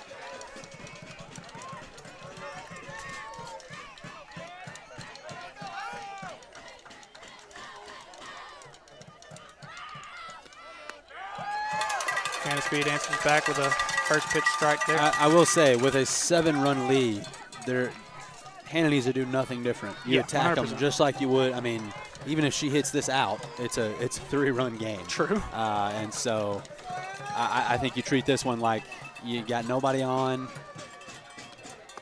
Swings and misses with that one. And obviously that's what she's doing. She's going right at her. See, this is why I love you and I as a duo so much, because you'll do the glass half full. I don't do it with Sulphur Springs Athletics so much, but I can be glass half empty kind of guy. Doing a good job answering back. 2 quick strikes. Make it 3. Massive. Swing and a miss, strike 3. Massive. Didn't phase her. Through two balls that both hit by pitches, comes back, bang, bang, bang. 3 strikes. And now just like that, you can We get got out of this 2 inning outs. without allowing a run potentially still. Get a lazy pop-up here, 3 more strikes, whatever it is. To get the bases loaded up 7 and come out of that with 0, pretty demoralizing for Quinlan if that's what happens. That one's sent on the ground. Higgins Right to tosses second. to second. It is in time, Ryan. It was close, but it's in time. And despite having the bases loaded and just 1 out, the Sulphur Springs Ladycats get out of the inning unscathed. We're going to go to the bottom of the 4th. Ladycats up 7-0.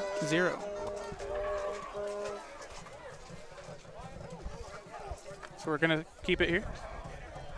So, again, Ladycats up 7-0 in the inning right now, or going into the bottom of the 4th. Trying to find where we're at in the lineup, Ryan. Our last batter Was Nicole Higgins, I believe. Nicole, Yes, so it'll be Hannah Speed, Baylor Boatman, and Reese Reagan.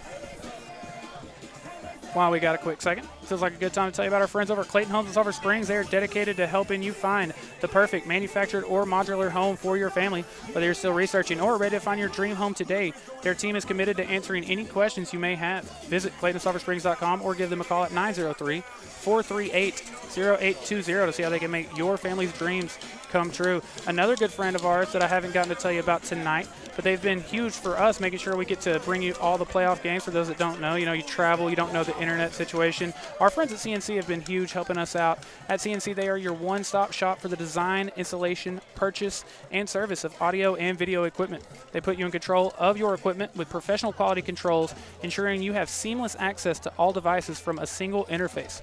They are your local experts from everything from security systems for your home or business to professional audio and video systems. Give them a call today at 903-348-3314 to see how CNC can provide you with a custom audio-visual or security systems to fit your specific needs. And then finally, a buddy of ours that I got to see tonight, got to talk to, always love talking with him. He is our insurance agent, mine and Corey, but Josh Bowman, he's your local and trusted insurance agent. With a family of his own, he understands the importance of protecting the ones who matter the most. He also understands that no two families need the same coverage, and that's why he will work with you to customize plans to fit your specific needs. Whether it's home, auto, or life insurance, Josh has you covered. So, Ryan, again, Ladycats have put runs on the board every single inning so far. Do you think we see that continue with the 3, 4, 5 hitters?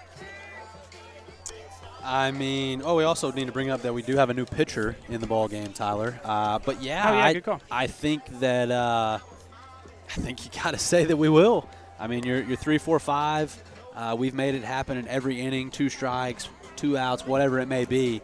I feel like we will put up more runs here. Yeah, I tend to agree with you. Again, Hannah Speed went down swinging her first time and then had a line out to left. Baylor Bowman after that, she is yet to get out yet. And then Reese Reagan yet to have an at-bat. An at-bat, right.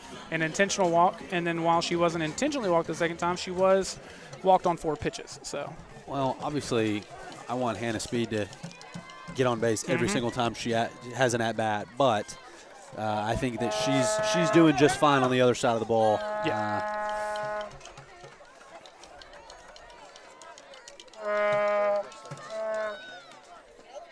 One misses low and in. So we had mentioned it earlier that we both thought this game would go the full 7. And, of course, now that you're up 7, you're starting to get in that territory. For anyone that doesn't know, it is 15 after 3, but then 10 after 5. So couldn't get it done in this inning unless you were to score 8. But you score 3, 4 runs here, and you can go put it away in the top of the inning. Oh, misses 2-0. Do you think we see that? Do you think they score enough here to put it away in the top of the 5th? You need 3. They've got to score. They would need 3 runs. 3 runs. Yes. At least. And we get the 5th inning?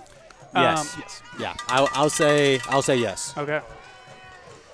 Yeah, because then even if you were to allow a run or 2 in the top of the 5th, you get the chance, in the bottom of the inning to get them back. I'll go yes. We have doubled our runs every inning. That is true. Corey makes a good point. You scored 1 in the first, well, that's good 2 math. in the second, 4 in the third. So the 8 is still in play is what you're saying. Just steady improvement. It is a 4-pitch leadoff walk for Hannah Speed, and it's going to bring up the cleanup third baseman, Baylor Boatman. Drew a 2-out walk her first time, and then a leadoff single. Okay, only in playoffs, only 10 after 5. Thank you, Kevin. I still want Kevin's ruling on whether or not we think Quinlan Ford reached on an error or if he would have rolled out a base hit. If you can rewind and find that, please, I would love your ruling on that. You can give me a ruling It's on, it's if close. you can give me a ruling on this, you can give me a ruling on that. It's close. Yeah. It is very close. I almost hope that they get a I almost hope they get a real one, or like funny, a really just definitive hit. It's funny you say that because earlier I was talking about it and I said I almost, and then I stopped myself. That's what I was going to say. I was going to say, if they get a for sure hit, then I don't have to worry about it. I wanted to smack it. So a leadoff walk, and it looks like Tatum Thompson going to be the runner for her. Baylor Boatman tried her best to wait back on that one, but early and fouls it down the third baseline. 0-1. Getting a healthy Baylor is huge for this lineup. Again, since the beginning of district play, hitting .584. And, again, this entire time, not only did she miss time in the preseason, but since returning, she's had to play through, some sicknesses and kind of some still injuries. So even when she's been playing, not really been at a full 100% and still hitting 584.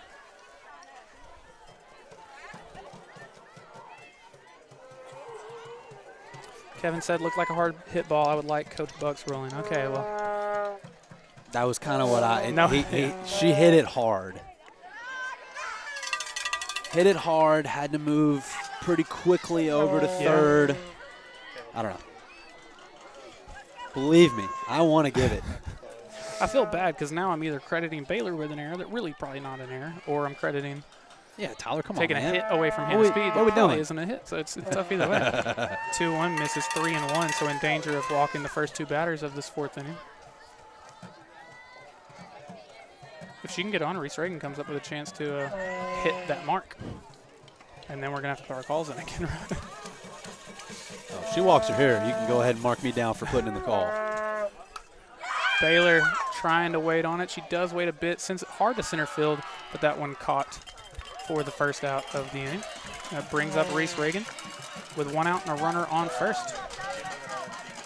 I don't think they're going to walk her here. I don't know. But they could. It's tough to say because, again, the first 2 batters of this inning were walked and then almost walked, so I don't know. No, we're not really attacking anyone at the moment. All right, let me you going for let me go ahead and put my okay. call in. Ron, I don't know if I'll get another chance. Mrs. Lowe 1-0. I we consider parked our car in a different spot because of Reese. I literally parked a couple rows. Right. I'm being dead serious. We're obviously the first people that get to the game every time. And this one's too close to the scoreboard. Sorry, boys. Yep. Misses away 2-0.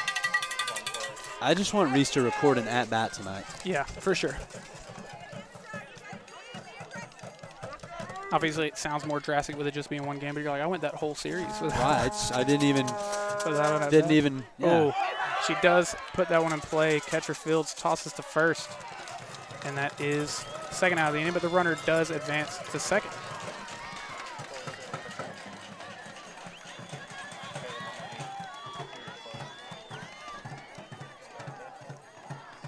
That brings up Claire Thompson.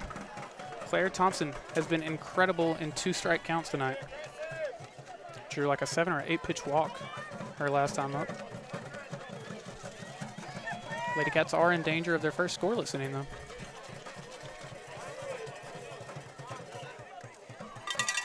That one bounces in for ball 1.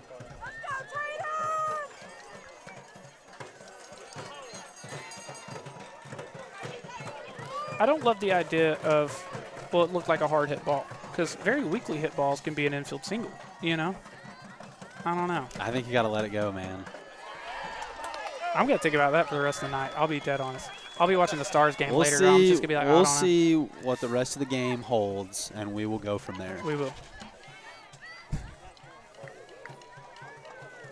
She doesn't allow one, and some we're like, she threw it in here. Right. That one bounces in. It's all about who you ask. Good read from Thompson there, but she stays at 2nd.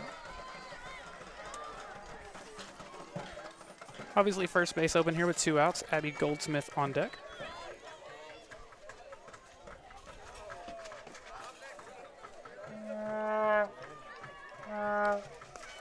That one misses high and away, 3-1.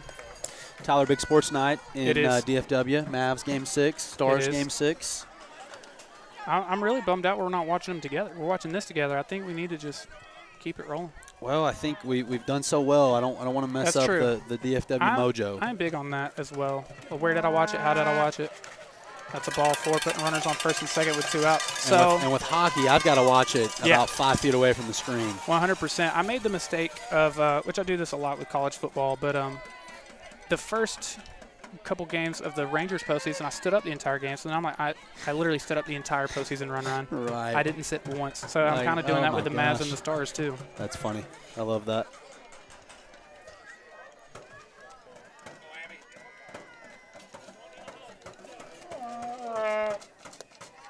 Misses low and away to Abby Goldsmith. She drew a walk in her first plate appearance and then popped up to center. I'll tell you if it. I was just about to say. 2-0. Yes, if If she extends this inning and KK comes back up, I got to put the call in again. It's almost guaranteed 2 RBIs. Yeah, literally. We're at 4. Why not make it 6? True.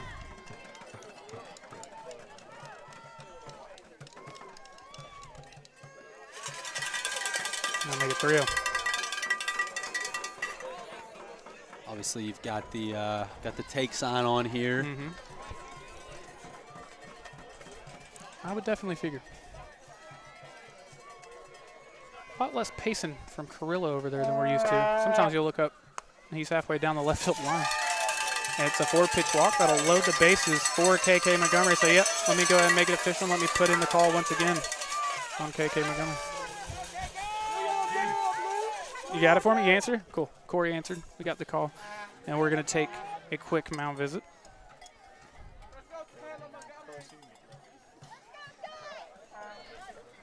Ryan, while they're having a chit-chat, I feel like it's a good time for me to have a chit-chat about the good people over at East Texas Physical Therapy. They're a provider of physical therapy and rehabilitative services in Sulphur Springs. After a visit to East Texas Physical Therapy, each patient will know what it means to have service beyond excellence, and they hope that you will return to their facility for all your rehab needs.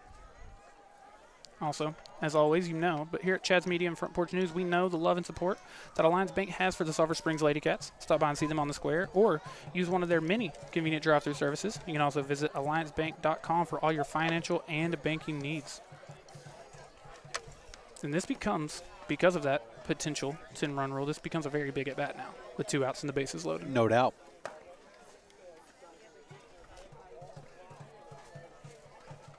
We're still chit-chatting, so I might as well very quickly tell you about our friends over at Essential Business Solutions. Your organization's network and IT problems can come out of nowhere. Let Essential Business Solutions do all the IT work for you. For managed IT services, disaster recovery, and backup solutions, new hardware and other IT services as needed. Give them a call at 903-335-7581. Essential Business Solutions, they make technology accessible. Ron, as a former pitcher, how did a mound visit affect you? And did you like more of a one-on-one, or do I want the entire infield? What did you have preferences on that? You don't get to choose, but I'm just curious. Hammock was not a big mound visit guy Fair enough. in my day. We kind of, I don't know, it was just one of those deals where we kind of knew what each other were thinking. Brian said, well, first off, I want to point out I'm the winningest pitcher in program history, so I didn't need. No, didn't say that.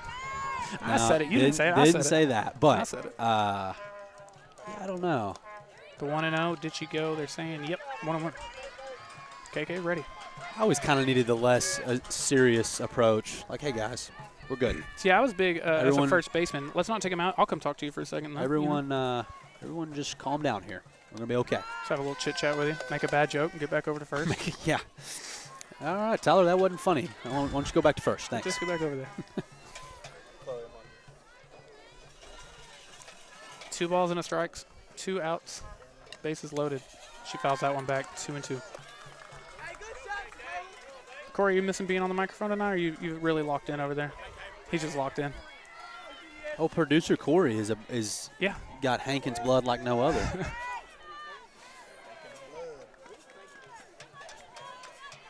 2-2. Velasquez on deck if she can extend the inning. And that is a called strike 3, Ryan. So for the first time tonight, Ladycats, despite having the bases loaded, not able to bring a run across the plate. So we're going to go to the top of the 5th in a 7-0 game.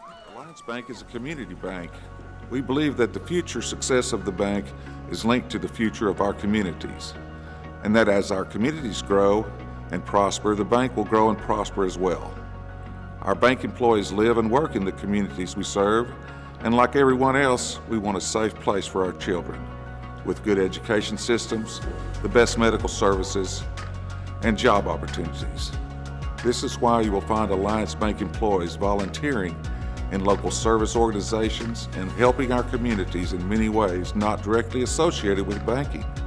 This has been the Alliance Bank way since 1927.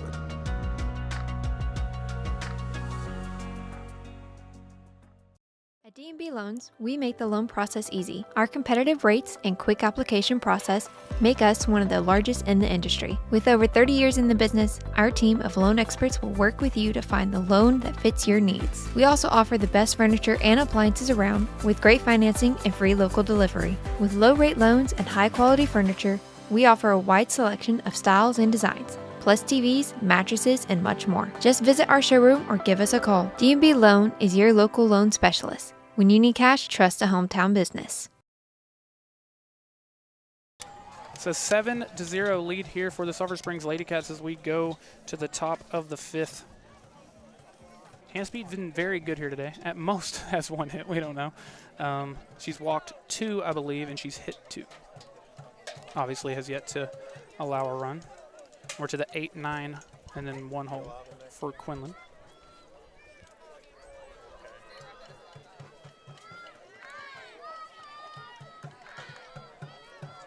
This is Quinlan's DH, Alexis Earls. She popped up to short in her first at bat.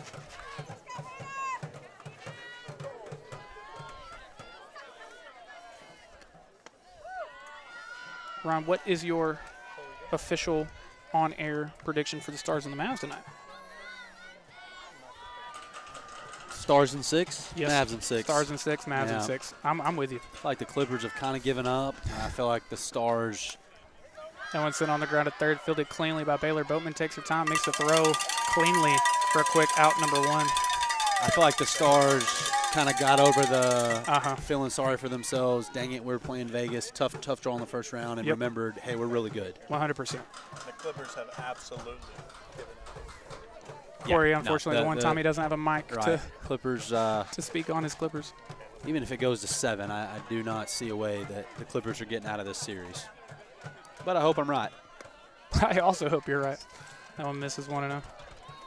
I saw where Kyrie Irving is like 12-0 yes. in closing out playoff series all time. I believe no player in NBA history has more wins without a loss in closeout games. That's pretty impressive. Yeah. Swing and a miss, strike 1, which I guess that makes sense. You have 3 NBA titles. That's 12 series. Close them all out. Which does that mean he's never been, if he wins 1 playoff series, he wins a title. Am I misreading that?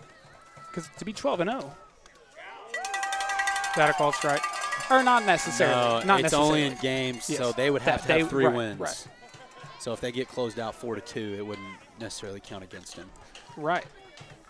So I'm saying, okay, never mind. I could be wrong here. Yeah. I don't think Kyrie has 3 titles. Does he? Swing and a miss. Strike 3. Does he just have 1? I went from 1 to 3. I don't know. I think he just has the one in 2016 with Cleveland. Yeah, you're right. So 2 quick outs, another strikeout for him. He never won one with the Nets. He never won one with the Celtics. Yeah, you're right. And he's going to get his second one with the Dallas Mavericks. I love that. Tyler, 2 quick outs here. I feel like with the bases loaded last inning and nothing to show for it, it just tough in that dugout over there to feel the momentum. For sure. I'm not saying they're giving up, but I am saying that it's just tough to get something going. I will say you did hold the Ladycats scoreless, especially in a bases loaded scenario. So that could have sparked a little momentum, but the 2 quick outs. Yeah, but that doesn't take away 7 runs. Right. That's true. Back to the leadoff hitter for Quinlan. Breslin Barraza.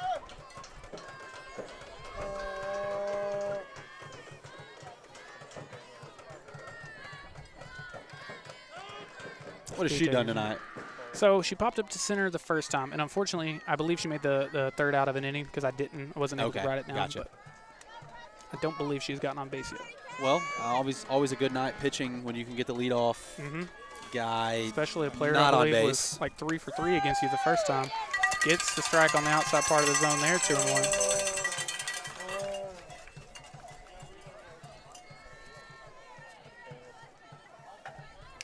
I think he said 3 for 5 for 5 RBIs or something. Yeah, I believe so. Crazy. 3 for 5, 2 runs scored. Yeah. Sends that one on the ground to second. And she beat it out, Ryan. Infield single. There it is. I don't have to. It's not in my hands anymore. That is, in fact, a hit. It is not in my hands anymore. So the 2-out single. softball gods took care of you there. No leaving anything to wonder. So now with 2 outs, we'll see Keely Boyer. That is a massive difference in softball. Yes, there are no routine outs. 100%. Unless it's a pop fly, that's really about the extent that you can consider a routine out. You know, it's funny that Boyer's coming up with 2 outs. She was the one that had the, was it a hit, was it not? Ah, okay. Swinging the ball, or swinging the bat. Well, I mean, she hit the ball very hard, so can really get it bat. Misses high and in. So Quinlan forward. Kind of the perfect spot in their lineup to get a 2-out rally going.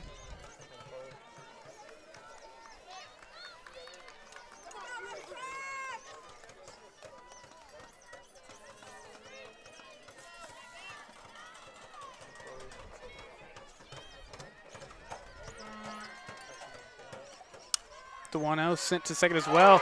Emerson Thompson doing a great job there. Kind of sliding on her knees and making the play to get the 3rd out. Ladycats keeping it right where they're at, 7-0. And again, they'll have a chance. You need 3 runs, but you could potentially put it away here. So we'll see what they can get rolling here in the bottom of the order. Welcome to Muddy Jake's, your home for delicious food and the best sports entertainment. We have something for everyone, from live bands on Saturdays, kids eat free Tuesdays, wing Wednesdays, and happy hour all day on Thursdays. Come for lunch, dinner, or late night snacks. Our freshly cooked meals will make you feel right at home. Whether you're looking for a hearty burger, some tasty wings, or just a cold drink, we've got it all. With a lively atmosphere, friendly service, and great prices, Muddy Jake's is the perfect place to watch the Silver Springs Wildcat game every Friday night. Muddy Jake's, where the food is always hot and the fun never stops. Ready for the bottom of the 5th. It'll be 9-1-2 on Eva Velasquez, and then back to the top, Emerson Thompson and Nicole Higgins here. Again, Ladycats could put it away here, but they would need 3 runs to do so. We'll see what they get going. But first, I want to tell you about our friends over at Muddy Jake's. They're your home for delicious food and the best sports entertainment. With a lively atmosphere, friendly service, and great prices, Muddy Jake's is the perfect place to watch any game. Be sure to go on Monday nights as well for trivia nights, and then Thursday nights for Queen of Hearts. It's a really cool thing that they're doing over there. And then finally, when you have a sports injury, Christus Orthopedics and Sports Medicine is the team to trust.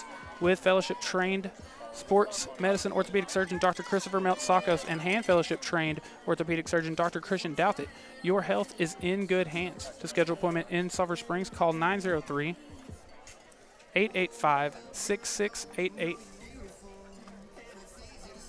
Again, the phone number there, 903-885-6688. They're the people to trust when you have a sports injury. And here is Anna E. Velasquez. No hits yet, but she did have an RBI ground out earlier in the night. So got an RBI.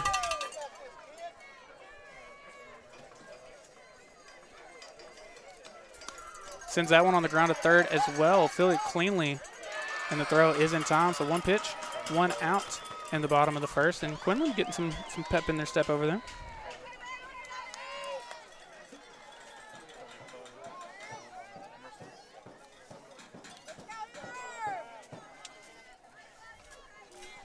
So back to the top of the order, Emerson Thompson, and it was a big RBI double with 2 outs back in the bottom of the 3rd.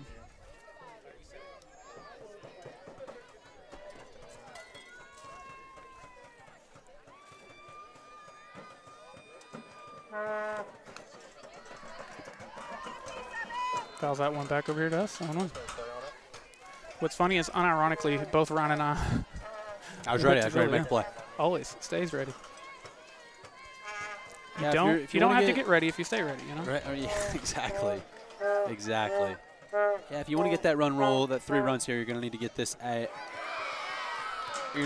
batter on. Yeah, for sure. I mean, you know, this is a good team with 2 outs, but it would be a big ask for the first 2 outs and then to go score 3. But Thompson quickly falling behind 0-2.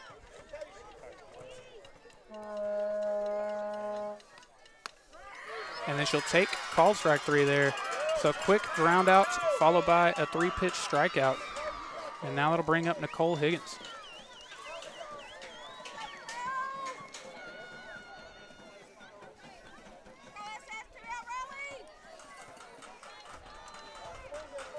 Higgins, as always, has been good here tonight. She had a 2-run single, which came with 2 outs. I believe that's how they scored the 2 in the bottom of the 2nd.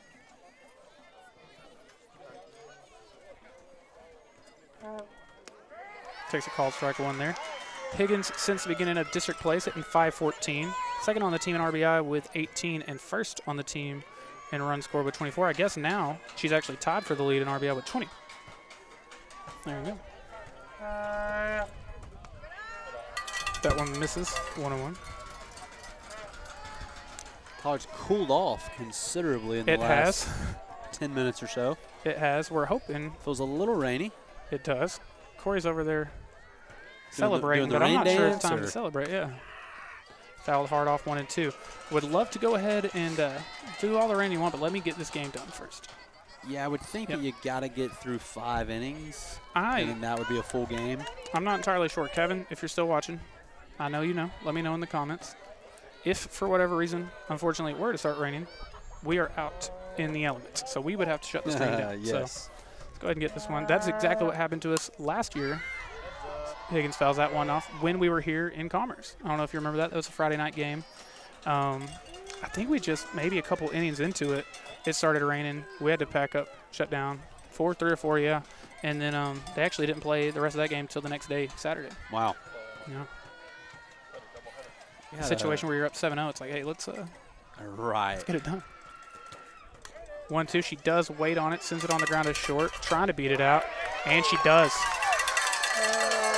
2-out infield single for Nicole Higgins, and that will bring up Hannah Speed. Hannah Speed, no hits yet tonight, but she did draw a walk in her last at-bat. Well, with the infield single, you certainly gave yourself a chance to score 3 runs with the meat of the lineup coming up. How ironic would it be if it does eventually get back to Reese Reagan? You haven't thrown to her all night. She hits a grand slam to technically walk it off. Yeah. to walk it off. We're not going to be able to find out just yet, though, Ryan. Ground ball right back to the pitcher, and that will do it for the bottom of the 5th. We'll go to the top of the 6th with the Ladycats still leading 7-0. Hey, y'all, and welcome to the stadium at Burgerland.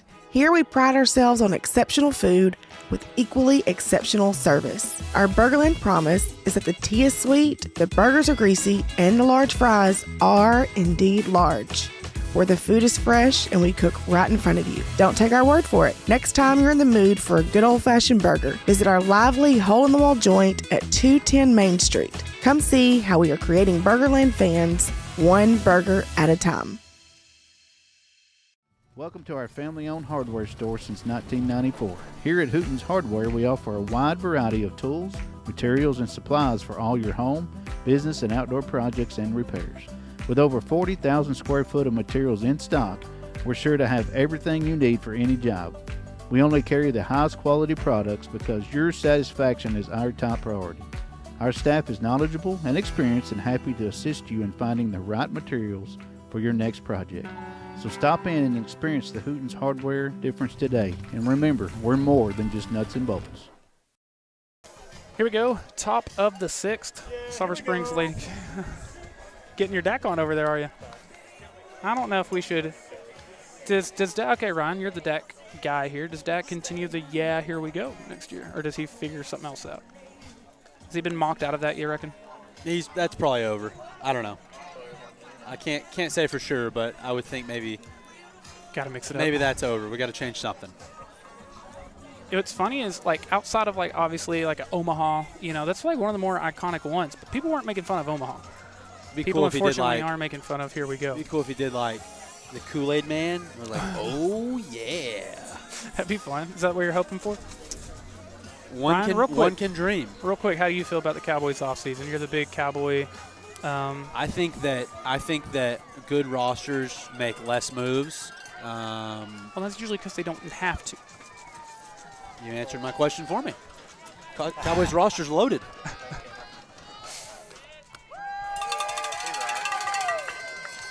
What's funny, The 49ers didn't do a lot this offseason. Nobody's talking about it. You know, if the Cowboys We also get Trayvon Diggs and Okay, DeMarion you're right. Overshone. You're right.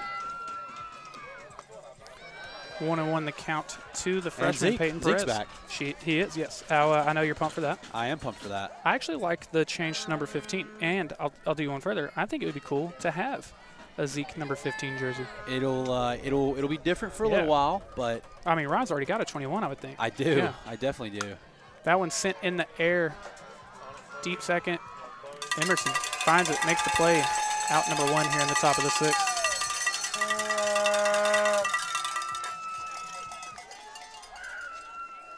And that brings up the third baseman, Lily Walls. Lily Walls was hit by pitch her last at bat. It was her and Barraza that got hit on back-to-back at bats, or plate appearances rather.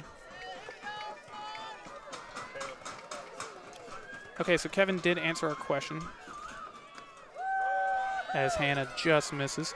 He said would have to wait it out as long as possible. If not, you'd have to come back and finish at another time. So because I guess there's a playoff no game. Yeah, that's probably the right move. Well, let's hope that is not an option tonight. Let's hope not. You are, what, 8 outs away combined from getting out of here? Quick maths.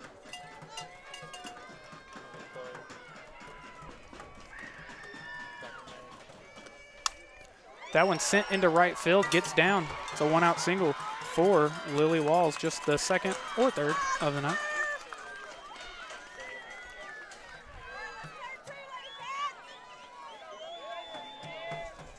Here's Lillian Barraza.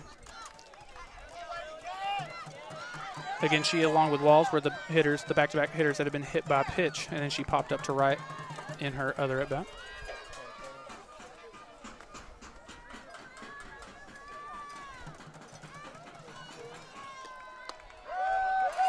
There you go, called strike on the inside part of the zone, 0-1.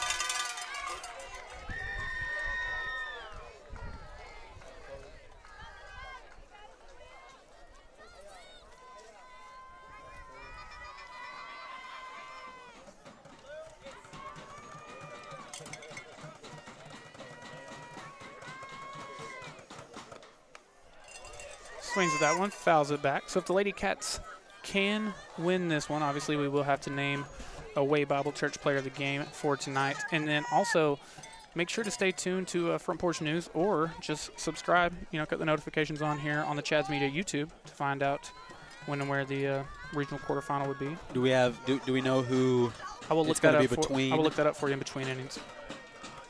I had every possible note you could ever think of written down except for the main one. Yeah. Hey, you're just worried about tonight. We got to Exactly. get past tonight before next week matters. Yeah.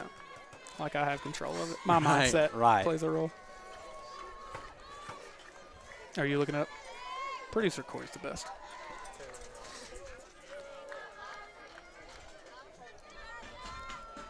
Put a poll in the chat. We might see. I might take his job and he can do the play-by-play for the rest of this one. Sent hard into deep left center field. Ryan KK Montgomery just going to watch it. That one is gone. A 2-run shot. And Lillian Barraza with a bomb. And I'm now starting to hate myself for the 7-2, 8-2 prediction that I made. Because that is exactly where we're at. Huge hit there. Well, if Quinlan Ford was looking for a jolt, I would say a 2-run Jimmy Jack would be the only way to do that. That would do it. Certainly not out of this one yet. Yeah, that was huge from the catcher, Lillian Barraza. 2-run home run. Also, got to give a lot of credit to Lily Walls, who had got the single before her, to put the runner on base. So just like that, we got a 5-run ball game. And that is the first run scored from either team since the bottom of the 3rd. That one misses high 1-0. You got a lot of, big barrage of offense in those first 3 innings, and you start to cool down. So that's probably the first run scored in, 45 minutes, maybe longer. Swing and a miss at the high rise ball, 1-1. This is the second baseman, Presley Janelle. Should have 2-out walk her first time up and then struck out. She's swinging. pitching now. Oh, yeah, good call. So you would get the winner of Van and Farmersville, who are tied 1-1. Okay, Van going to game 3. Farmersville, okay. Van.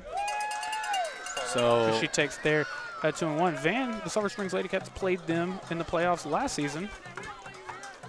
In what, the area around, Corey? It was area, or it may have even been regional quarterfinal. two. Okay, so in the first, again, it's the winner of Van and Farmersville. Van won game 1 5-1, and then Farmersville won 10-8. So we're in game 3, and it's going on right now. Game 3 is live right now. Yeah, swing and a miss. Oh, that's obviously that's 2 different directions. If you played Farmersville, you could be back. Oh wow, and Van is up 7-0 in the third, top of the third. There you go. Okay. Well, if you played Farmersville, you could potentially be back at Commerce. If you played Van, that's the other direction. And in between innings, can you tell me what the that one misses 3-2.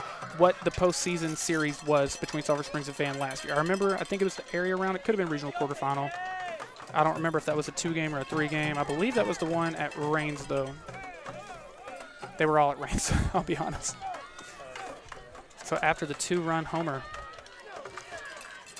Quinlan Ford's now pitcher, forcing a 3-2 count. And she will draw a walk, so Quinlan Ford, I mean, that dugout is fired up over there. I definitely give him credit for staying in it.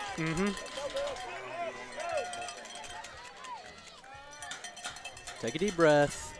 5-run lead. Need 2 outs here. Yep. 5 outs in total.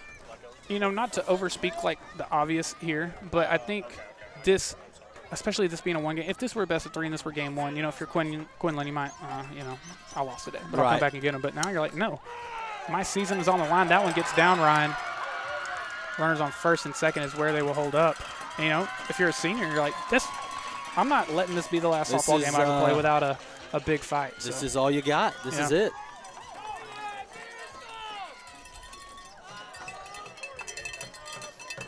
And now Coach Dorner going to bring her infield in and have a chit-chat with the team.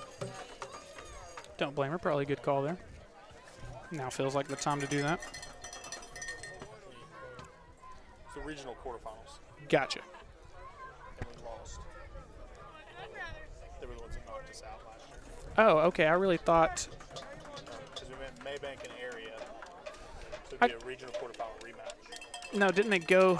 Oh, that's right. Yeah, and we didn't get to broadcast it because it was, for anyone that doesn't know, now feels like a good time to address that. So obviously to be able to broadcast games, we have to get permission from our school, which Sulphur Springs is nice enough to always give us that. We have to get permission from them, the opposing team, the neutral site that's hosting it, but also the UIL. And once every sport once they get to the regional tournament is when they usually take over on like NFHS. So you know, hopefully Sulphur Springs Ladycats get the win here tonight. We go do the regional quarterfinal, but that would probably, if history is any indicator, be where the end of the line would come for broadcasting. But so now Quinlan Ford really rolling.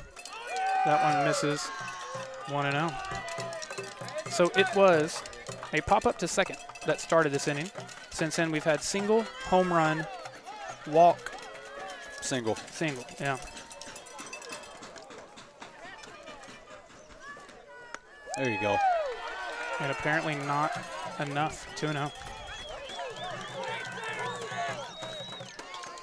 This is a moment for, I think, especially long-term for her career. You know, obviously you're worried about the here and the now, but this is a huge moment for her in her career to really, hey, let me battle out of this. And all good. Big cushion. It's all good. Now you start to hear the crowd again with the ball chance. That one misses. So now you're about to hear ball 3 chance. And I'll be honest, I did say I like the chant. I don't like it until after after a 4-pitch walk. Okay, if you want to carry that to the next at bat, like 2 or 3 feels, you know, feels a little premature to me. I agree. She does find the zone there, 3-1. Again, this Alexis Earl, she's yet to go down via the strikeout. She popped up to short and then grounded to third. She's the DH for Quinlan. The 3-1 pitch. That one's sent on the ground to short. Toss to second for 1. Right. They're going to get the double play. Goodness gracious. The Ladycats turn 2 here. That is huge. Nicole Higgins, Emerson Thompson. Talk about getting it when you're needing it. The infield duo. And we'll take a second look at it here. Not every day. Again, we talk about routine plays aren't routine in this sport, and now you're turning 2. You just don't get a lot of double plays. Can I see that one more time? Let it run again. This is a great decision here because you see Nicole makes sure she fields it cleanly. She's not rushing herself. And she even takes a step to the bag, kind of decide, do I want to go touch it? Do I want to flip it? She makes a good, clean flip. That's quick but controlled. Great job. And the Sulphur Springs Ladycats get out of that top of the frame, get out of that rally that Quinlan Ford had rolling. And it's going to stay 7-2.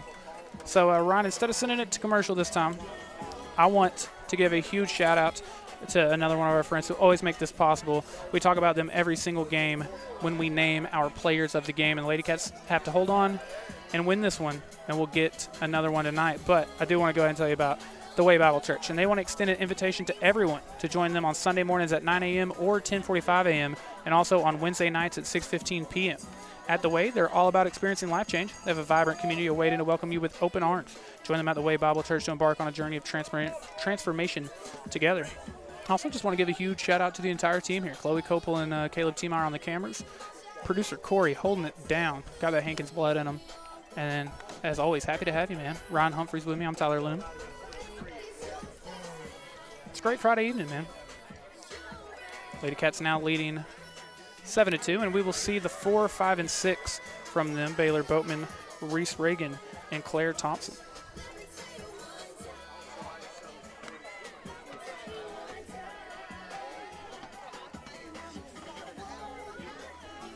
I could emphasize how big that double play was. I mean, it's enormous. Literally, had a lot of momentum. Really in a roll. I believe it was 4 or 5, hits or walks in a row. Dugouts jumping.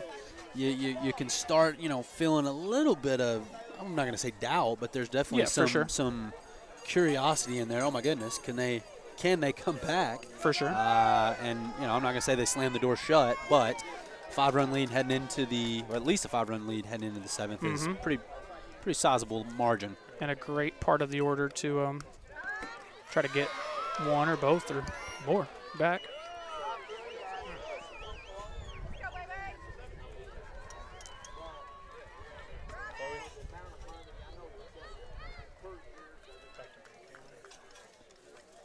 Yo, 1. Baylor Boatman sits on it, waits on it. Off the wall. I was ready to make a home run call there, but it's a leadoff double for Baylor Boatman, and a great job there, seeing the break it pitch, keeping her weight back, driving it to left center. If you pull that one, you might get it out. You certainly are going to walk Reese here, I bet. I would think, and they are going to do exactly that. So. Yeah, I don't either. So now that is the right call. An intentional walk her first time up, a 4-pitch walk her second time up. They did get her to ground out just to the catcher, but then so an 0 for 1 another with 3 walks. That's funny. By the way, we're talking about the OBP's looking good though. It is, very much so. So we were talking about you would play the winner of Van and Farmersville. Van currently up 7-0. Last season it was the regional quarterfinal in which you played Van, and you swept them in 2. You won the first game. It was very close, 2-0, and then won big 9-1 the second time. So if you're Sulphur Springs, feel good about that. Let's go beat them again. But if you're Van, a little chance for revenge. And Coach Carrillo going to have a talk with Claire Thompson here. Claire Thompson, we're becoming broken records, but it's been incredible in 2 strike counts tonight. Her first time battled, had a hard line out to center.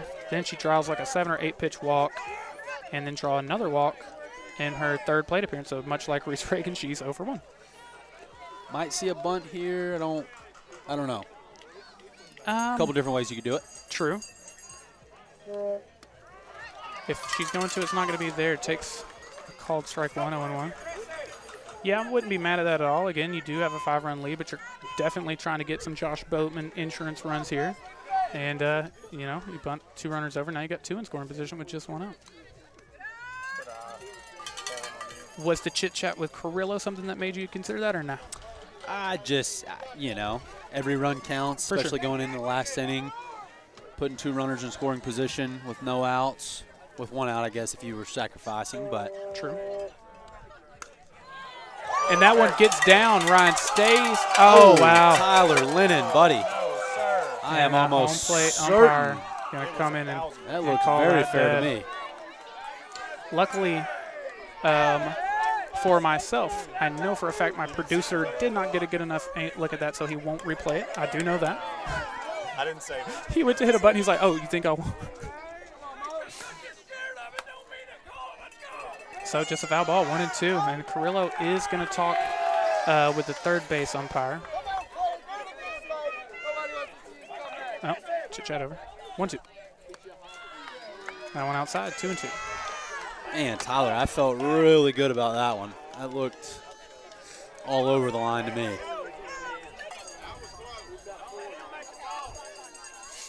Two and two. Nobody out. Runners on first and second. That one misses inside. Full count.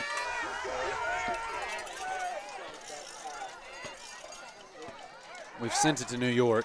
I don't know if we should review. This is New York. Well, let's see. If you look at all the screens and stuff we got going, it might as well be. So the full count pitch. That one sent into right center field. Tag up. They do make the A little play. shallow. She's a little shallow. Runner's going to have to stay where they're at, so it'll be runners on first and second, one out, and Abby Goldsmith at the plate.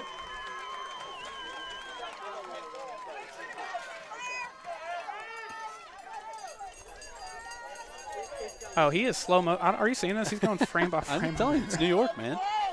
It's hard to say. If you have a further angle, if we, I don't know. Here's Abby Goldsmith. Drew a leadoff walk her first time up. Then she popped up to center and drew a second walk. So another one of these Ladycats, 0 for 1 at the moment with a pair of walks.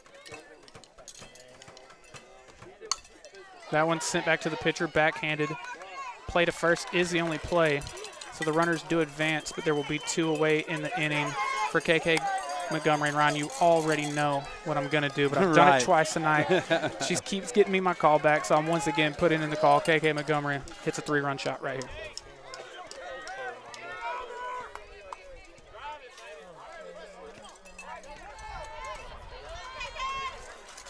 By the way, looking back on this, so we talked about Ladycats would get sent on the ground, up the middle, fielded cleanly, tossed to first, not able to bring it in. 2-run score, Montgomery advancing to second. I don't get a call back.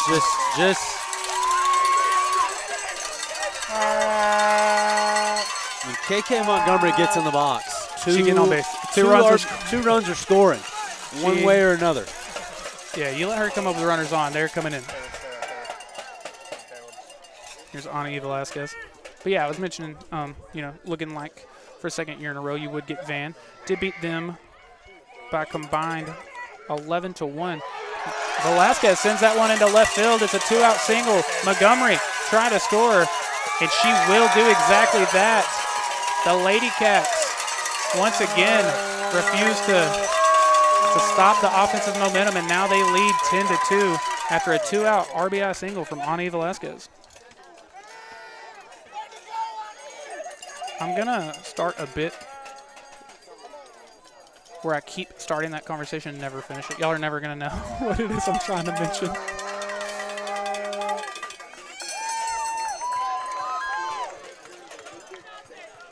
Final work it in real quick. What I was going to say is in the in the next round where you did eventually lose to Aubrey, you actually outscored them 3-2 in the 3-game series. You won 3-0, but then lost 1-0, 1-0. So wild. You do outscore them. Interesting. Yeah. Interesting. If you told me, hey, dude, we only allowed 2 runs that series, I'm like, oh, okay. Well, you won then. Back to the leadoff, Emerson Thompson.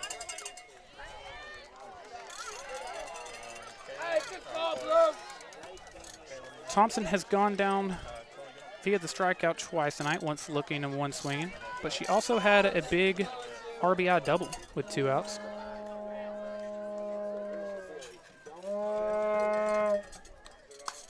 Sends that one on the ground to short. She's going to toss it to second for the easy play there. Smart choice. And Quinlan will get out of the inning now with it now 10-2. Sulphur Springs Ladycats an 8-run lead as we go to the top of the 7th, 3 outs away from advancing to the regional quarterfinal.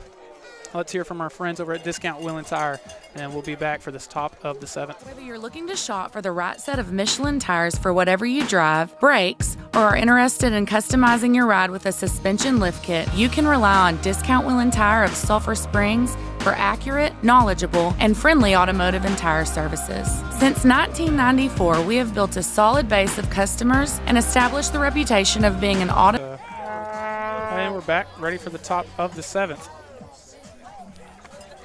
Sulphur Springs Ladycats 3 outs away from advancing to the regional quarterfinal, where unless things have changed, they would face Van for a second year in a row in the regional quarterfinal round. Ladycats kind of gathering over here, taking our time. I like it. Let's have a group little chit chat. Let's make sure we know we need just 3 outs and we can get out of here. Looking at the stat line on the day for Hannah Speed, I have her at 6 strikeouts. Let me go back through and see if I missed any, but I have her at 6. We were a little under. A little. Yeah, Perez only had 3, so we're literally half as many as we said there would be. But big 3 runs right there, Tyler. If there was any doubt or any type of uncertainty going into this last inning, wiping away those 2 runs with 3 of our own is one way to do it. Yep. That was huge. The Ladycats didn't go down at all. They're in the bottom of the 6th, so we refuse to. We get one last chance to hit before the regional quarterfinal. I'm using these at bats. I'm taking that momentum back. If I had to bet here, I'll go 3 up, 3 down for the Ladycats. 3 up, 3 down. Quinlan a good part of their lineup is the 9-hole Carly May, but then you get 1, 2, and 3. 2 of the 3 or 4 hits that we've seen here tonight have come from them. So we'll see. This is the left fielder Carly May. She has gone down swinging in each of her at bats.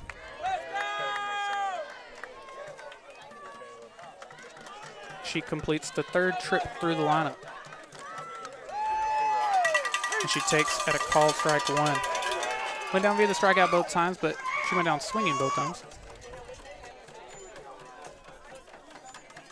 If we can get a past 3rd strike in here, we could still get Hannah to double digits.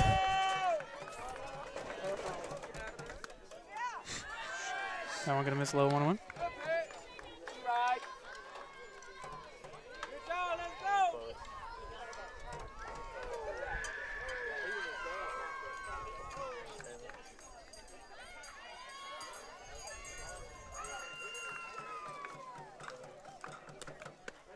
Swings and misses at that one a bit late, 1 and 2. So by the way, I don't know if you saw, but on the broadcast last week, I believe it was Friday night, Hannah Speed reached her 100th career strikeout as a Sulphur Springs Ladycat. I don't remember how many she finished at, though. Oh, I thought you were answering the question for me. 1 and 2. She'll foul that one back, staying alive.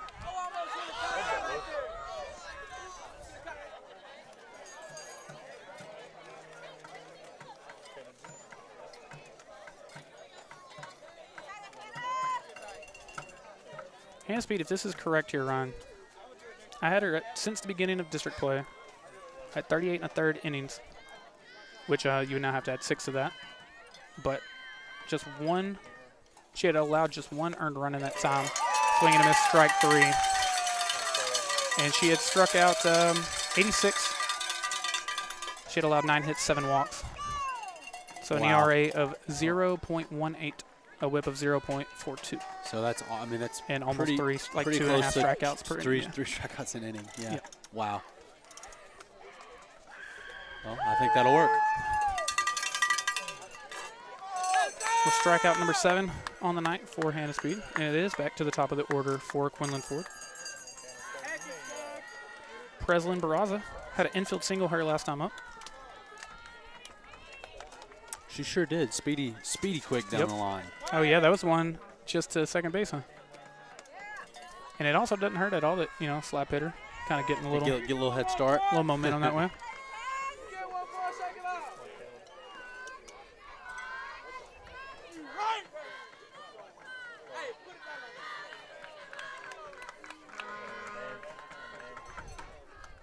The 1-0. Flips the outside part of the zone, 1-1. I will say, obviously, pitch count did get up a good bit higher than it had been on pace 2, but still been pretty painless softball for Brandis Beat so far. That one sent hard up the middle. Gets down. That's going to be her second single of the night. It's a one-out single for Quinlan Ford.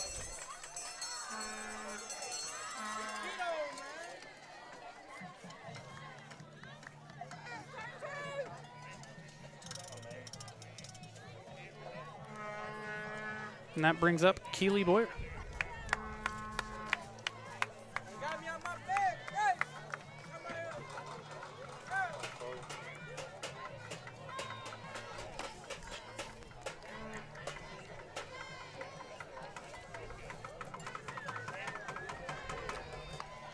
That one misses high and away, 1-0.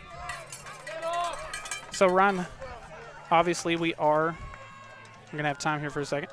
So, Ladycats 2 outs away from us naming a Way Bible Church Player of the Game. I know you have a pick, I believe. I do have my vote. I know you have a pick that you're ready to make. As I've been doing here lately, I'm about to forfeit my vote to Joel Tiemeyer of the Way Bible Church, being that it is the Way Bible Church Player of the Game. Now, again, Ladycats do need to finish strong here and get these final 2 outs before we can do that. But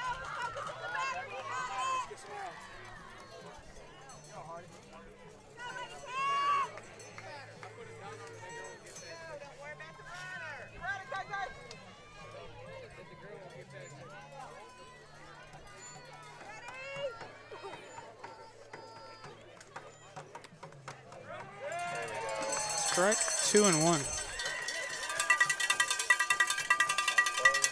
Ron, I gotta say, I've gotten a number of texts, and you obviously see some comments of people like, "It's dope to hear Ryan and Tyler back." That makes me happy. I'm glad to have you back, buddy. Well, obviously, no slide at you, Corey. I'm sorry. Yeah, I appreciate that, guy. Not what I meant. Not what I meant. Corey guy was terrible. Obviously, I like talking sports with both of you. We literally do a show together on Wednesday nights. We do all this work together. You don't like having Ryan here? Is that what you're saying? No. Got to turn it on you. Whatever, Corey. Now I'm just putting happy to be back. y'all against each other. 3 and 1 the count, 1 out. Runner on second. She'll call time.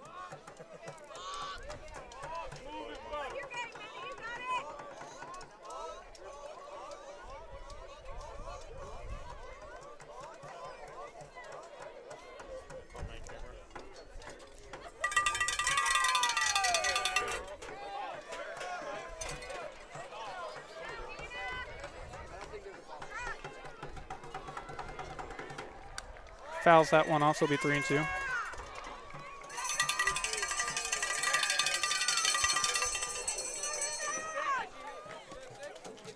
Full count, 1 out, runner on second. I'm not sure, I couldn't figure out what the delay was, and I'm also trying to have silent, like sign language conversation with Corey over here. So.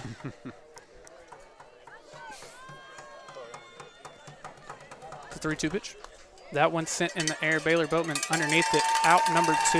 And the Sulphur Springs Ladycats are now 1 out away from advancing to the regional quarterfinal.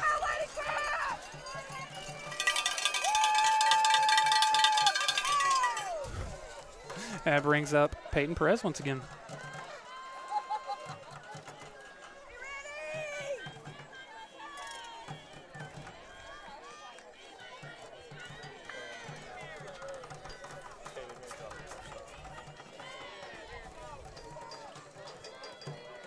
Going to try to get, she fouls that one back. Going to try to get you one more update on the score of the Van Farmersville game, just so we have an idea on how that one's going. But unless something drastic changes, looking like that's who you would get in the regional quarterfinal round. Last year, I believe it was at Rain, so that's, I was going to say, you're probably going to see us back at Emory Rains. Very well could be. Or it could be home and home. I mean, they do that too.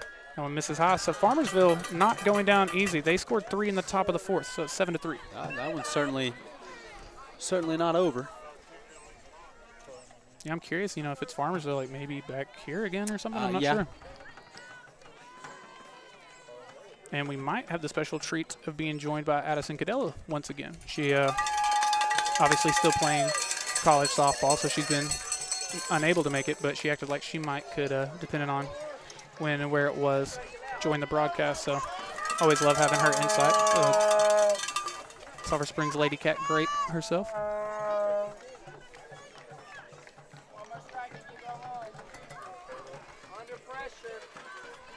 So the Sulphur Springs Ladycats a strike away.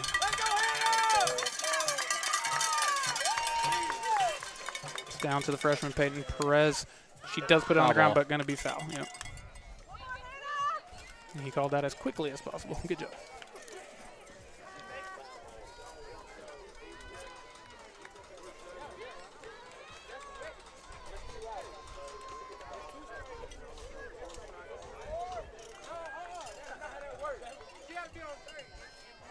So the foul ball keeps it at 1 and 2. We'll do it one more time.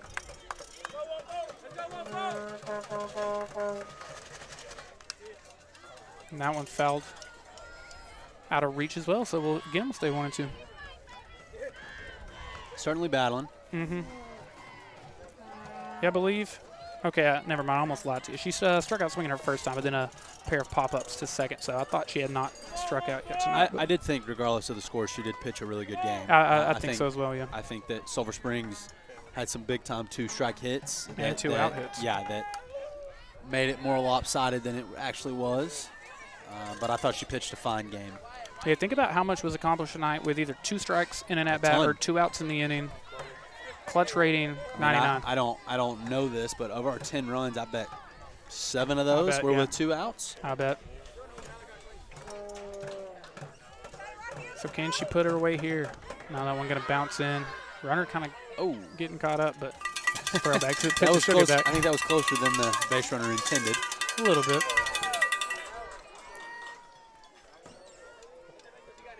So come to crazy 2s. 2 balls, 2 strikes, 2 outs.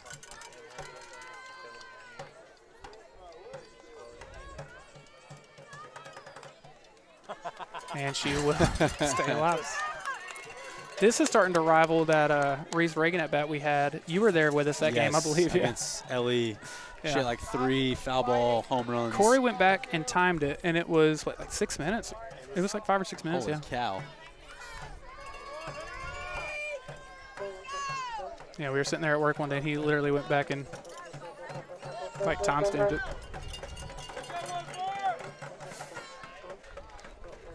So once again, 2 balls, 2 strikes, 2 outs.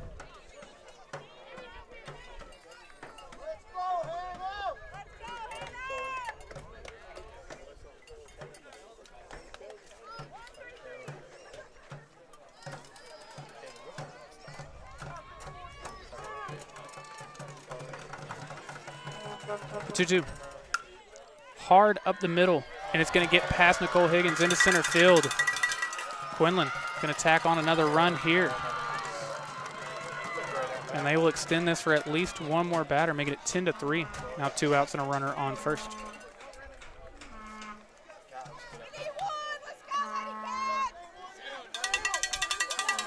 Huge day for Peyton Perez, the freshman.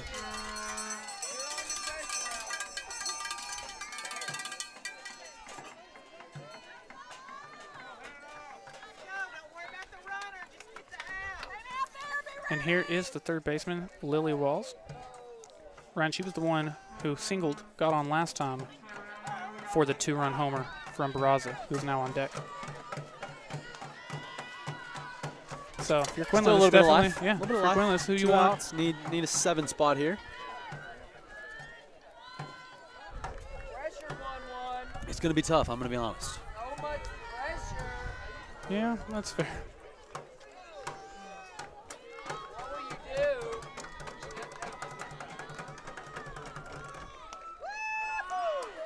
Don't miss his high, 1-0.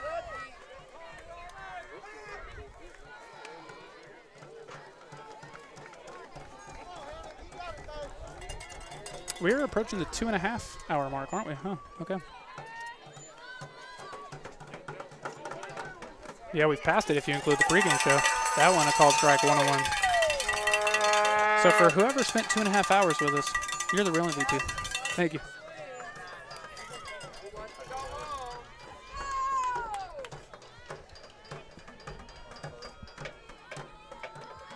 Hannah Speed asking for the call again.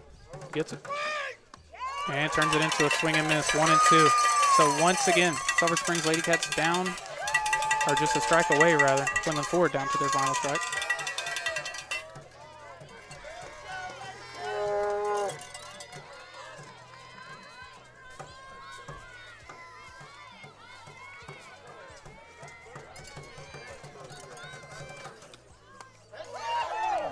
Now one misses inside, 2-2. And the Sulphur Springs faithful, we're hoping to see a called strike 3 on that one. A lot of people standing up with their chairs in hand, yeah, ready to call it a night. I don't know why, but there's just something so like aesthetically pleasing about the final out being a strikeout that everyone always roots for. See if she can get it here. Sent hard on the ground to third. Baylor Boatman fields cleanly, takes her time. The toss to first, caught by Reese Reagan. And your Sulphur Springs Ladycats once again advance to the regional quarterfinal. Ryan, this one was a lot of fun. Came out really hot with the bat, scoring, 7 runs in the first 3 innings. You do finally allow a pair there, but you get it back, end up putting up a 10 spot, winning 10-3. So huge win for the Sulphur Springs Ladycats. Y'all don't go anywhere. First, we're going to hear from our friends over at the Way Bible Church, and then Ryan and I have to name tonight's Way Bible Church player of the game. There, Sulphur Springs Wildcats. Pastor Joel Tiemeyer here from the Way Bible Church, and we are beyond excited to support you in all things this year. Whether it's on the field, in the classroom, or in your personal lives, we are here cheering you on every step of the way. Also, we want to extend an invitation to each and every one of you to join us at the Way Bible Church on Sunday mornings at 9 a.m. or 10:45 a.m., also on Wednesday nights at 6:15 p.m. At the Way, we are all about experiencing life change. We have a vibrant community awaiting to welcome you with open arms. Join us at the Way Bible Church, and let's embark on this journey of transformation together. Let's go Wildcats. And again, by a final score of 10-3, your Sulphur Springs Ladycats get the win, and they advance to the regional quarterfinal yet again. It's time to name tonight's Way Bible Church player of the game, but before we can do that, we have to tell you about the Way Bible Church. They want to extend an invitation to everyone to join them on Sunday mornings at 9 a.m. or 10:45 a.m. and also on Wednesday nights at 6:15 p.m. At the Way, they're all about experiencing life change. They have a vibrant community awaiting to welcome you with open arms. Join them at the Way Bible Church to embark on a journey of transformation together. So Ryan, I said I'm forfeiting my pick to Joel Tiemeyer from the Way Bible Church. He wants to give it to Emerson Thompson, so she's one half of tonight's Way Bible Church players of the game. Who you going with? Who you making your pick I with? am going with the 2-run scored machine tonight. 3 at-bats that resulted in 6 total runs for the Ladycats. I'm going to go KK Montgomery. She was – oh, no, I did. Did I predict her again? I don't remember. I always do, but, yeah, she would be my pick as well. Yeah, so congratulations to KK Montgomery and Emerson Thompson for being tonight's Way Bible Church players of the game. Ryan, any final thoughts before we get out of here? Nope, great night. Did what we had to do in a 1-game series. Obviously, that is winner take all. Yeah. And so, on the other side, it's Farmersville and Van in a 3-game series that's coming down right to the end.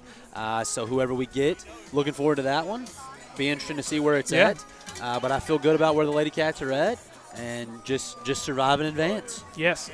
So like we did mention earlier, stay tuned to Front Porch News, or just go ahead, hit the subscribe button, get your notifications on with the Chad's Media YouTube so you can be notified and you will know when, where, and who against the Ladycats will play in the regional quarterfinal. Thank you so much to every single one of you who hung out with us tonight. Thank you so much to every single one of our advertisers for making this possible. On behalf of everyone here at Chad's Media and Front Porch News, Caleb Tiemeyer, Chloe Copel, Corey Hankins, Ryan Humphreys, I'm Tyler Lynn. We will see y'all next week for the regional quarterfinal.